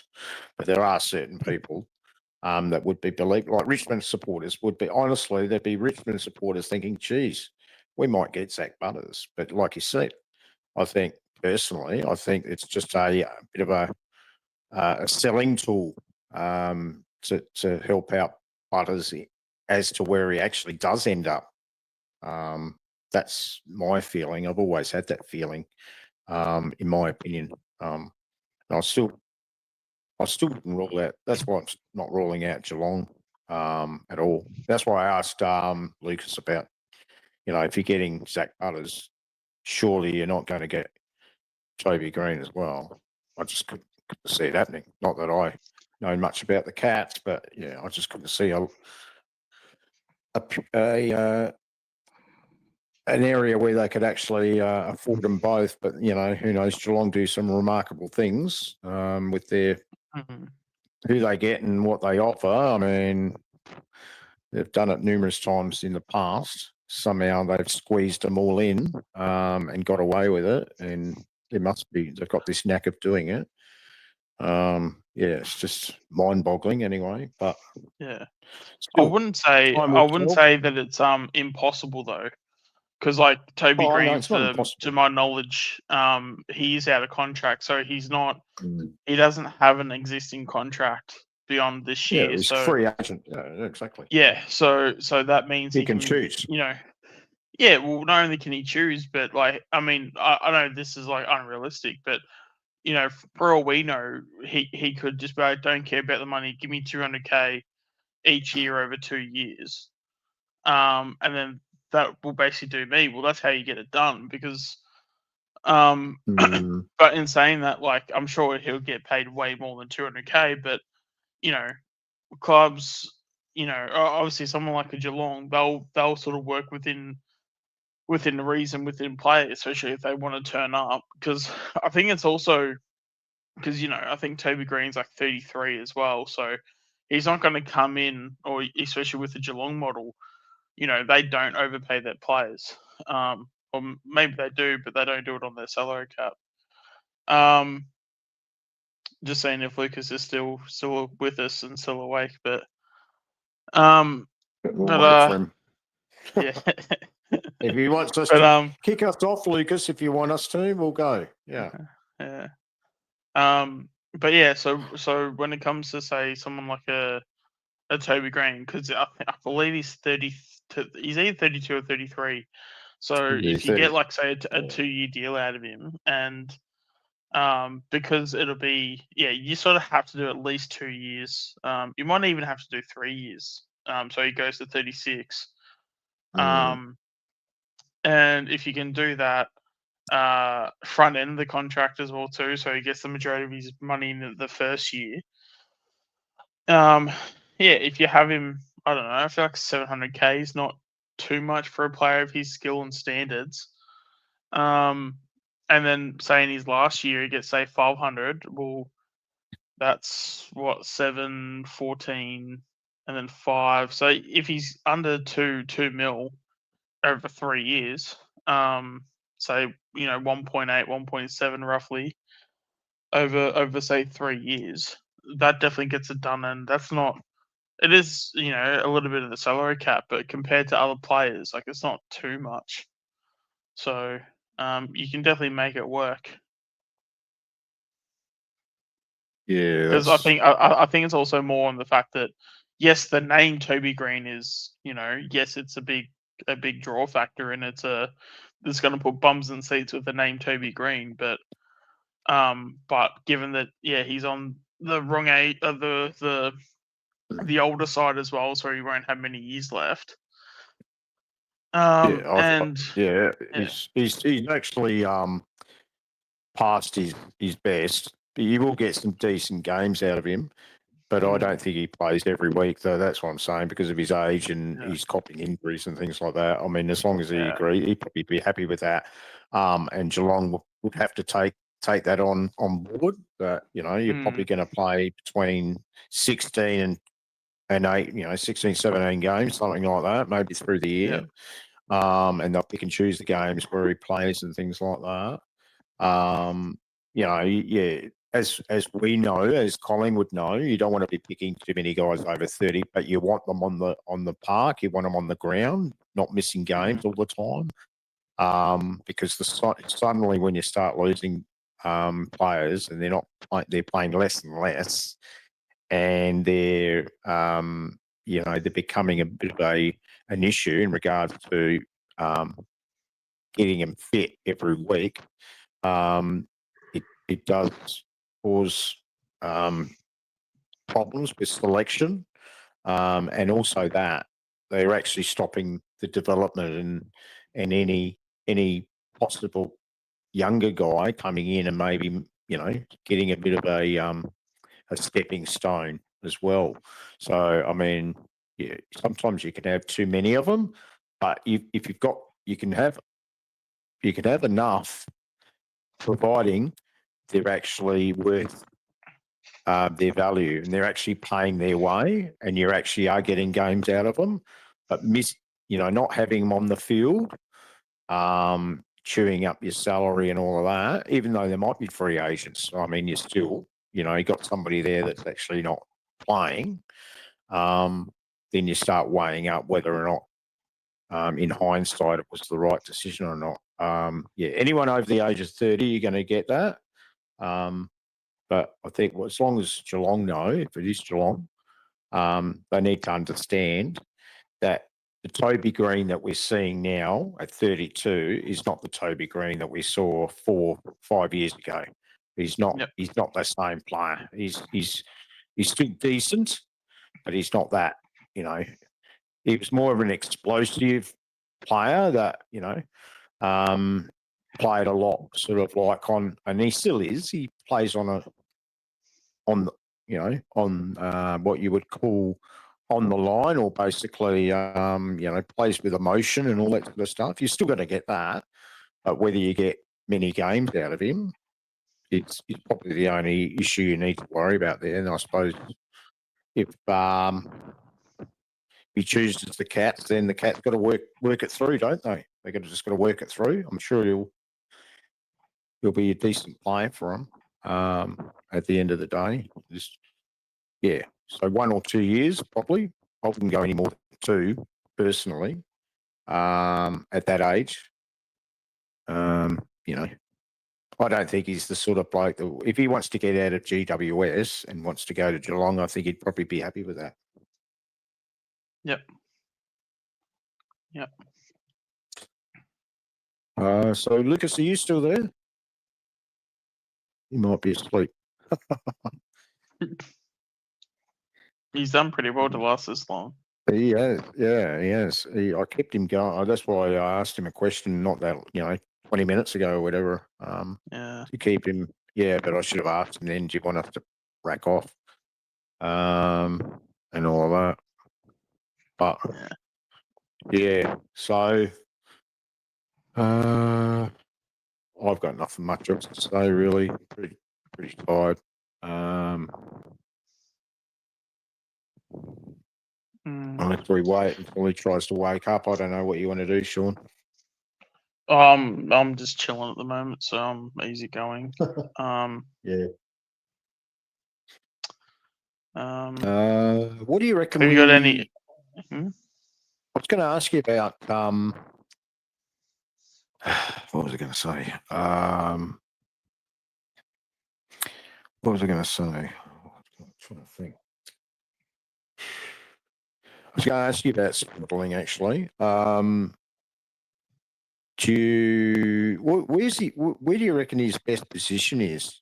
We're sort of a year into his career at Collingwood, and you've watched a lot of him early in the year playing VFL. Do you have an idea at this point, or do you think it's still going to take a bit longer as to where his best position is for Collingwood? Who's this, sorry? Sam Swaddling. Yeah, so Swaddling. Best position will be. Well, let's say fast forward to next year. Where do you think we could start off? You say, playing round 1. Where do you reckon his best position? Do we start off on the wing again, or is he going to be like a halfback that can go forward, or is he something else? What do you think? Have you not heard my famous comments? I've heard a few of your comments, obviously, but I mean, I've been watching him early in the year with the VFL. I trust you and respect your comments. There's no doubt about that. I just wondered what you might think and what what the coach might do with him, whether actually they will interact or whether they are of the belief that he's just going to be one of these players that's going to take a bit of time and they're going to wait until they discover what his best position is. I know what you think, but Yeah. do you think that'll be different to the way we will handle him next year? Say, hopefully from round one. Yeah, well, since he's debuted, I'm a bit more confident in terms of the club knowing what they have. So my expectations were if he was to get a senior game, he'd play similar to like a Perryman, sort of halfback, a bit of a Mr. Fix-It, whatever sort of role that we would have, he would just do. So whether if it's like halfback, wing, I mean, to say he was going to be at the centre bounce, I think would be extremely unrealistic. But when he hits his peak in 4 or 5 years' time, he'll be that combination inside outside mid where he'll basically be like a Patrick Dangerfield, Nathan Buckley type. That was the comments around preseason. But for him to get to that point, he's going to need like 4 or 5 preseasons to get there. I think as well, if you get a retirement from Sidebottom, which is extremely likely, in my opinion, I think that's probably the role he potentially takes. So yeah, I think we do see him a bit on the wing. Can always go ahead and help out the defense, like we've seen it. We've seen him do it time and time again when he has played. And yeah, just sort of play because as I know he's obviously different. He's a bit different in height. Like he's 190 centimeters, I believe, or something like that. But every time he gets the ball, especially around half back, he has this side bottom quarterback sort of vibe to him. So I wouldn't be surprised if we get a bit of a wingman out of him that sort of can even play quarterback at halfback at times. So that's sort of like where I see him in terms of next year. But yeah, but the end game is throwing him in the middle and having him be an absolute superstar. Because one of the first things I said, like early days as well, not only the Buckley and the Dangerfield combination, but his story or his pathway seems very similar to like Fife. For those that don't remember, Fife was as thin as anything. Like he was so lightly framed. So what I'm gonna deem it as like he's basically gone through the process of like a Steve Rogers through if you're aware of like Marvel through like the Captain America. If you've seen those like movies and stuff, it's kind of similar in that where it's this small scrawny guy sort of goes through life being a small scrawny guy, but gets a bit of the super serum, and then all of a sudden he sort of bulks up to the point where no one screws with him, sort of thing. Fife was literally that in his draft. If you go look at photos of Nat Fife in his draft year, and then you obviously think of Fife like now, you'd be like, they're two completely different people. Because the amount of work that Fife put into obviously his like professionalism, his body, all these things, it's unfortunately it's a very rare thing. Like I feel like a lot of people should be taking a lot of pages out of his book because I think his transformation from draft year to actual to the physical player that he became, like I don't think gets acknowledged enough. Like I'm sure there's like plenty of players that have had a dramatic difference. I mean, all players go through it to some extent, right? But you look at Nat Fife. I think if you spoke to most casual supporters, just in AFL in general, and you say, "Oh, Nat Fife was like pick 5, pick 6 in his draft," you wouldn't even question it. Where he was basically a mid-second round pick. And if you were to say that he was like a mid second round pick, I might actually just so that I have the context, I might actually get the actual pickup. But if you were to say that, like, yeah, you'd sort of be like, oh, well, what's wrong with him? It's like, well, if you look at his photos, in his draft year, if I can get, what pick was he? But yeah, if we can,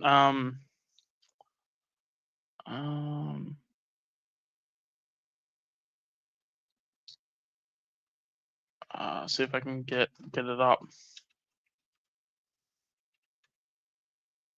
Right, pick. Yeah, there you go. Pick 20. So he was an early second round pick. But if you look at, even like if you just look up Nat 5 draft and images, I'm sure you'll be able to find it.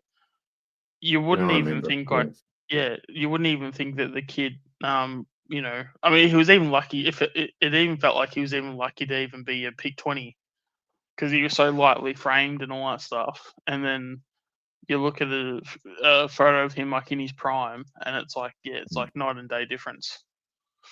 In his late 20s, Nat 5 was bigger, bulkier midfielder, not tall but bigger, bulkier with muscle and all that sort of stuff. I mean, it was 10 years earlier than that. In his first 2 or 3 years, he was the leaner guy, completely different and all that sort of stuff. I'll be interested to see because swaddling. I mean, if we're going to get Lachie Neale and we're going to keep obviously Nick, Lachie Neale, Geordie's there for another year or two, obviously, hopefully. So they're your main three, I suppose. So saying that we don't get Zach Butters and whether there's another guy that suddenly pops up in the coming few months, we'll wait and see there. Incidentally, Darcy Wilson's been signed up by the Saints, I think. I heard this evening. They've given him another contract and he's agreed to it. So that was a bit of a talking point, get a young lad like that, 22 or whatever he is, as a midfielder. But yeah, so he's committed to St Kilda again. There, whether we are successful in the next year or two in getting one of the Gold Coast mids down to the Pies, Matt Rowell, Anderson maybe, or Bailey Humphrey. I'm hearing Bailey Humphrey wants to go to Melbourne. That's again media talk. But they've got a stack of obviously those younger midfielders. I mean, that would be probably beneficial if we could get one of those three to work with Nick over the next 9 or 10 years or whatever. And then but you've got Lachie Neale obviously for the next 2 to 3. And then you've got, the others that probably are sort of like assisting. But we don't know whether their futures are going to be long term or not. So the likes of, then Ed Allen, obviously, we'd hope that we could get long term, and he's in that right age group as well. And then you've got the others that do a bit of pinch hitting midfield. So obviously Geordie, but he's only a year or two. Anderson, Bo McCreery is probably going to go anyway. He's not playing a lot of midfield anyway. And the only other one that you'd probably think of that could do it a bit would be Josh Dacos, obviously. Maybe Perryman a little bit here and there, maybe. But apart from that, so what would you say? What would the chances be if we got one of those Gold Coast guys in the next year or two? If they got disenchanted, and they're probably already disenchanted anyway this year. But Collingwood encouraging one of those guys to come to Collingwood. So if we don't get Zach Butters, getting one of those, probably not going to be Bailey Humphrey, but any one of those other two, Matt Rowell or somebody like that, down to Victoria and playing for Collingwood. So you got obviously nice to have Lachie Neale, but 2 to 3 years. But then comes the other thing. Hopefully Ed Allen's still at the club. He's progressing. But it's always nice to have 3.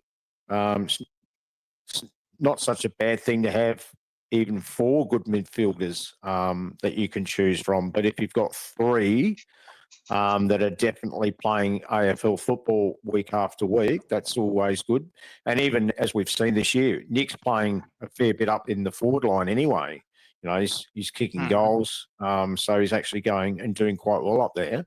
So it always would be a good thing to actually have 2 or 3 others to, also assist in the midfield as well. Do you think there's a chance that, and I'll ask you, do you think Collingwood should try to attract one of those guys up at the Gold Coast to maybe think about coming to Collingwood to, be a long-term midfielder with Nick and Ed Allen, and when Lachie Neale does retire and move on after a couple of years, maybe 2, maybe 3, but we've got that third one as well. Yeah, I mean, at the end of the day, if there's players that can improve our list, we've always got to at least ask the question, right? So, I mean, Who I'm would just you trying go to with? think. Just off the top of my head, I mean, Will Graham sort of stands out to me. I haven't seen him too much of late, but I remember in his draft, he was a bit of a sort of like a Hoskin Elliott sort of type. Just a bit of a team player. I don't think he's been getting a ton of games, so I don't know if that's because it's like a lack of form or if he's just no good sort of thing. But that's sort of one that sticks out. I don't really want to go like the Leo Lombard one. That to me is just like it's too good to be true type of thing. And then even if he wants out, like that would have to be such like a bad exit where someone like a Will Graham, who I think has been playing VFL, I might just fact check that actually. I think he's been playing VFL at least for the majority of the season. Let me just fact check that though. But no, I really liked him in his draft, and I want to say we even bidded on him on draft night as well. So I think it was either him or maybe I'm confusing the Sydney guy. Maybe I'm confusing him. No, I think it might have been both actually. Graham. So he's played. Oh no, he's played 12 games this year. So he's played. So it's been half and half pretty much. He's probably one that I'd probably it hasn't like stood out or anything like that, but I just remember him in his draft year just sort of just being one of those like really underrated types. Is he an outside midfielder or an inside mid? Do you know? Well, you know, but what is he? Well, yeah, he's a bit of as I said, he's a bit of a Hoskin Elliott, so he's a bit of everything but nothing at the same time. Probably more outside then. Yeah. Okay. Yeah. So I remember him from early in the year when they started winning early in the season. I reckon he was playing back then. I reckon he might have had I don't know whether it was any injury or anything like that that kept him out, or whether it was form or anything like that. I really haven't followed the guy much. But when you mentioned his name, I sort of thought I'm pretty sure he started the year playing AFL or early in the season. So I'm not sure whether it was an injury or whether it was just form or whether he got squeezed out. Maybe Parker coming in squeezed him out a little bit as well as a mid. Possibly that could have had something to do with it. I don't know. I probably haven't seen as much of him as, not that I watched the Gold Coast anyway, but obviously everyone seems to know when Matt Rowell's playing and Bailey Humphrey's playing and Anderson's playing, Noah Anderson's playing and all of that. So I tend to sort of like my ears prick up when I know that those are playing. Will Graham sort of doesn't, even though I know him, he sort of doesn't come to mind first off. But yeah, so interesting that you're suggesting him maybe it's the potential. I don't know whether is he one of the Gold Coast academy players, or is he from somewhere else? One of their players. So he was an academy player. He was in the draft when they got four draftees in the first round. So he was the fourth one they got because they got Leo Lombard, Ethan Reed, and God, what was the other one? They had another one because it wasn't. Wait, it might have been Walter. Because I don't know, for some reason in my head, like for Jed some Walter. reason, my Okay. my head's telling me he's a goal. he's an academy. Yeah, he's a academy. Okay. Yeah. Well, So what's you mentioned Ethan Reed. He's another one that now rings a bell. Has he played many AFL games for them this year? I would highly doubt. What's that? Sorry. Has he played most of the season with them? I believe AFL. so. Yeah. Yeah. No. Well, the only reason why I'm suggesting like a Graham is because if you were to want him and to go get him, it wouldn't be too hard. Okay. But if you were to get, say, someone like an Ethan Reed, like you'd be paying like premium money or like premium draft capital. Fair enough. He's played 11 games. Okay, so I don't know if he's been injured or whatever, but yeah, I mean he'd be awesome, but I just wouldn't. Don't think it's a chance. Yeah, it's like I mean, but then again, I mean, it's not like my opinions are the end all be all, right? But depends. It's just one of those guys. I just wouldn't expect him to be on the market just because he's so talented. Yeah, I say. But because they've got so many, that's why I'm only suggesting Gold Coast, because they seem to have a like out of all the clubs, they seem to have more than enough mids. In fact, it came up in when they lost again on the weekend that they're just got too many of those sorts of players, and they need to sort of fix other issues, fix some of the other issues around the team, positions and things like that. No one can deny that. I mean, we saw it last year. They're just about the best midfield in the competition last year, and they showed it. Different this year, obviously, and quite obviously, when you start losing consecutive games and when you get like 8 or 9 or whatever they've lost in a row and things like that, then you start questioning, players playing in the team, who's playing, who's not playing, and all that sort of stuff. Have they got? And they've added Petrarca, like I said. So, have they got too many mids, and they're now falling down in other areas and so forth? The other thing too, and I don't know enough about them, because they've got so many great mids, so talented mids. There are other, from where I sit, not that I watch the Suns. The main issue I have with them is that they're defensively not very good. That's just my opinion. So I think that's one weakness I pick up this year. Defensively, they were very good last year, but if you looked at them last year, they were really good offensively, and their mids played offensively as well. So they were an attacking midfield group, and they were kicking higher scores last year. So sometimes you can sometimes mask over some of your weaknesses if your mids and your forwards are actually playing above themselves or playing better than what they really are more capable of.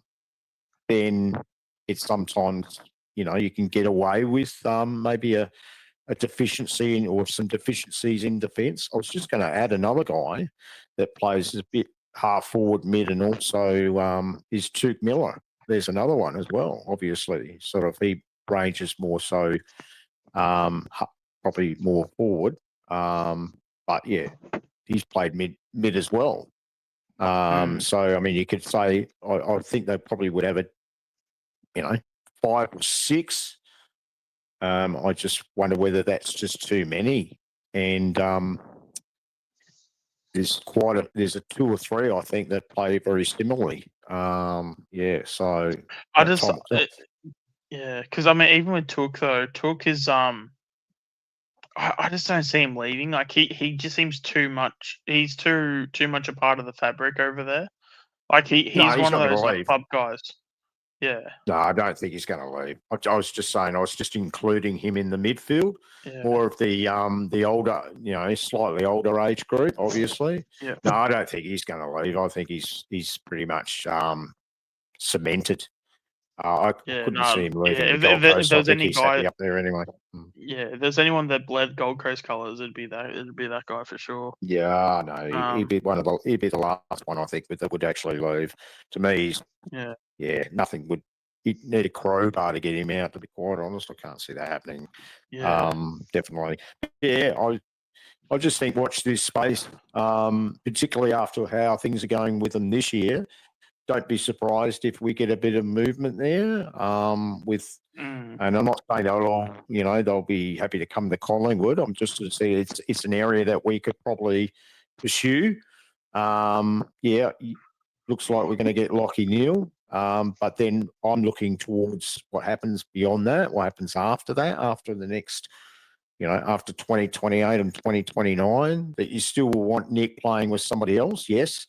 Ed Allen's playing really well at the moment, and he's showing some signs that he could be that other companion with Nick in the midfield.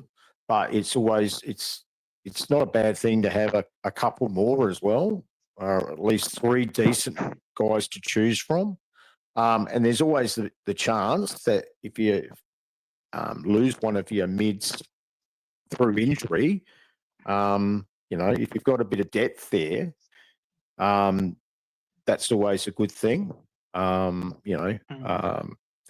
may be a time that Nick doesn't play because of injury. I mean, he's done pretty well so far. He's probably played injured, quite a lot over the years. But time will tell. But if we happen to lose him for 6 or 8 weeks or something like that, then we can rely on 2 or 3 others to maybe pick up the slack and so forth.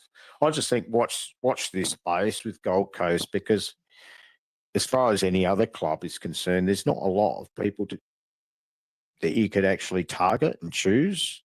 You go to the draft, and you don't know what you're going to get anyway for years ahead. Yes, Sam Swaddling could be that type of player down the track, but I wouldn't expect him to be. He's not going to show the signs for a few more years yet, but I'd like to see that, just get games into him and, see where it lands. Because I think he is one of those guys where right at this minute, he could be a winger, he could be a half back, he could be a potential midfielder. It's just one of those things. I think it's just going to take a bit of time with him. I think, that's why I think, these sorts of young fellas, we need to be patient with them.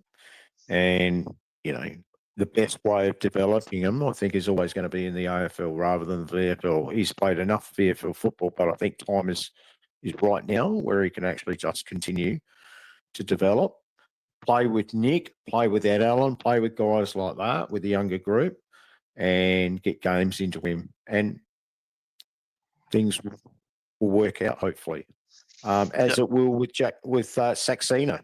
Hopefully, same time next year, we'll get his debut next year. I don't think it'll be this year, but we'll get him in next year. Do what we did with Swaddling this year, with Saxena next year. That's why I keep saying. I've said it early in the year too, Sean. Get the young guys in, because they're hungry to do well. They're exciting. They bring energy, and I think we've all seen that with. Certainly seen that with Swaddling. Yeah, he's not BOG or anything like that every week, but he's showing. There's 3 or 4 games there where he was exciting to watch. He had that big VFL game where he had 39, 40 possessions. He's not going to do that in AFL. But, they do bring energy. They bring excitement. And also I think by bringing him in, it actually, it should actually motivate those older players too. when you got a young kid in there like that too.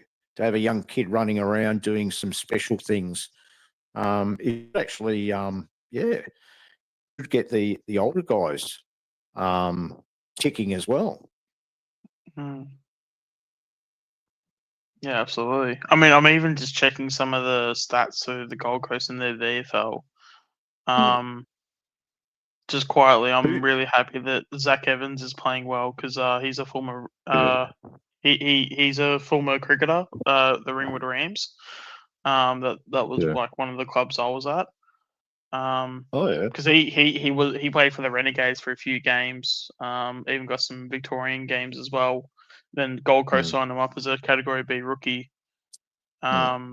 He had a 28 disposal game at some point. In round 17, so he did well there. I'm just trying to find Graham though. See if I can find him. And when you find him, can you just see when does his contract? Do you know when the contract runs out or when he's so he's out of contract for next season. So he's got a year to go. He's got another year to go. Okay, so can't get him until after next year. Okay. I mean, you can, but it's just depending on like how the club use him. Yeah, he could get traded, or he might ask for a trade. Either way, could still happen potentially. Yeah. Can you look up while you're on there? Can you actually look up Gold Coast's list and of anyone of note, any of those guys, midfielders or anyone else that's played a bit of AFL this year that could be potentially movable? Is there anyone that is coming to the end of their contract? Not that they are. I don't think Gold Coast would allow too many of them to particularly those younger guys that would be at the end of their contract. Is there anyone that of note that at the end of this year is out of contract or potentially gettable? I'm just running through the Apart from Ben King, list. obviously, Apart from Ben King, as I said, who's probably the main talking point. He's going to go to Hawthorn anyway, but and they've signed Jed Walter up. But any of those younger midfielders or anyone that would be potentially, off to a new home.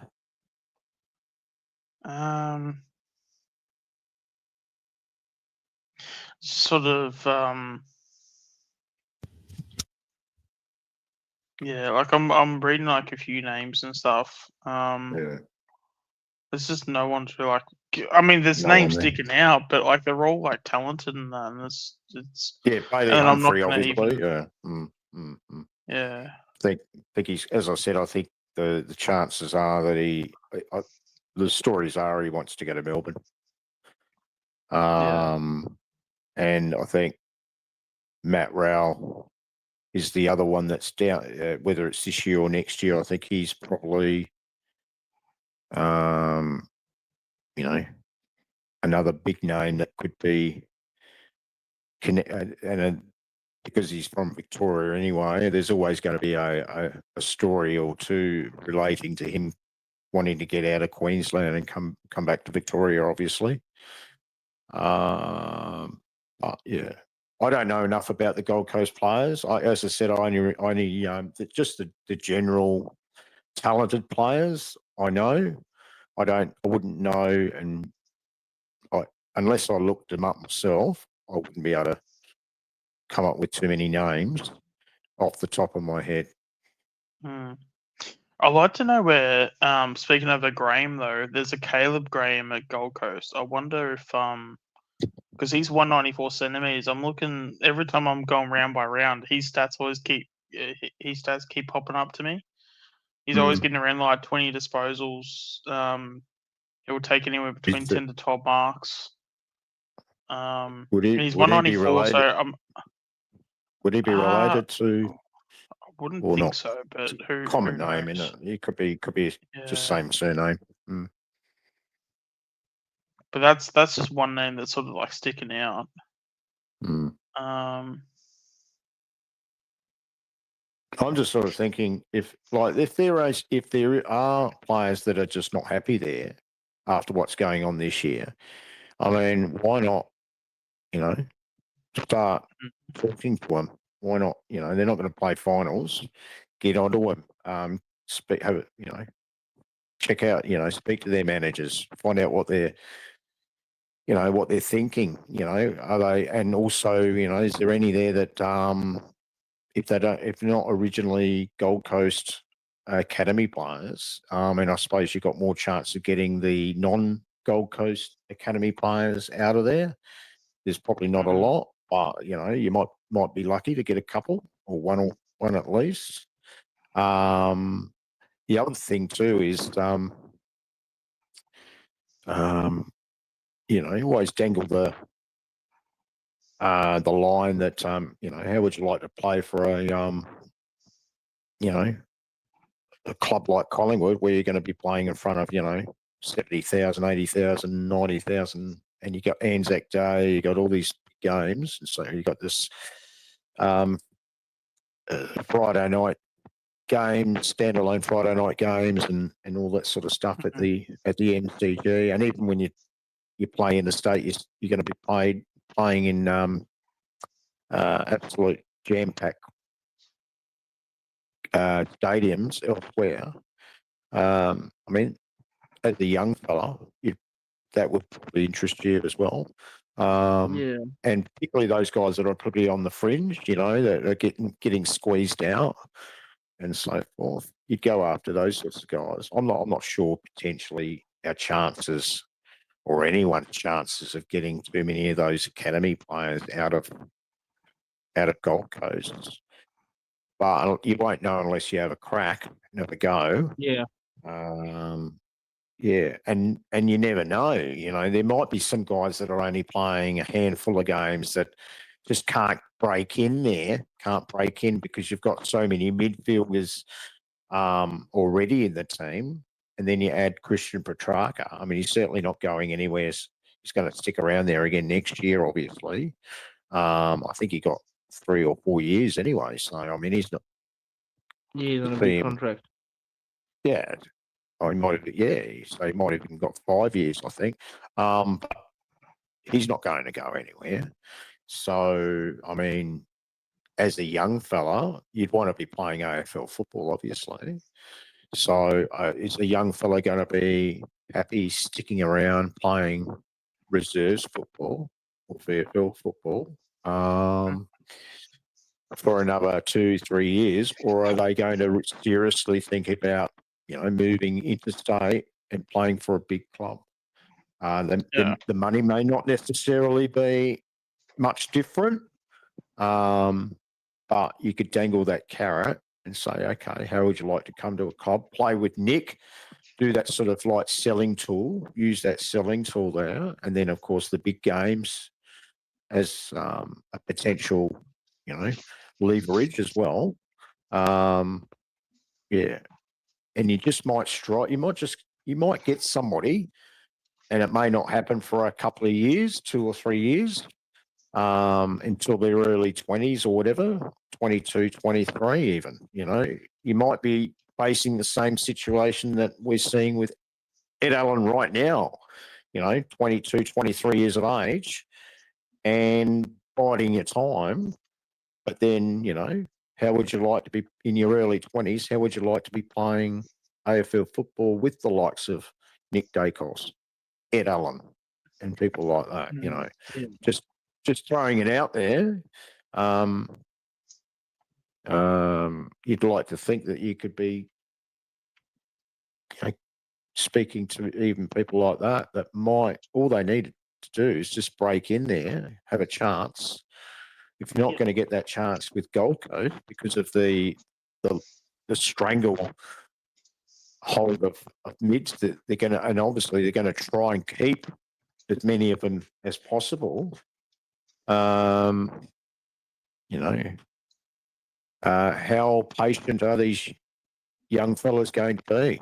Stay around there for 4 or 5 years, or try and get them out of there, and hope that if they come to your club, that they might be something decent. Mm. Yeah, So now that I've just it's a done way- some research on Graham, the other Graham I was talking about, so he's a key defender. I believe he's also a free agent because he's just been in the reserves.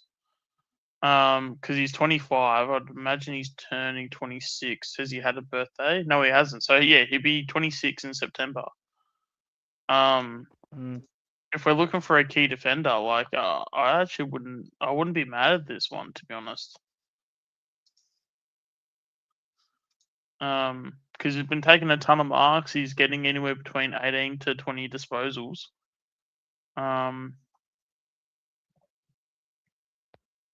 If you're gonna pry anyone out, like, I mean, you'd be able to get him for like a 4th round pick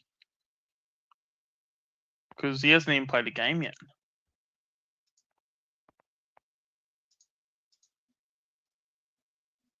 Oh no, sorry, he's played 37 games. There you go. It's just he hasn't played a game this season. Good point, though. Yeah, but yeah.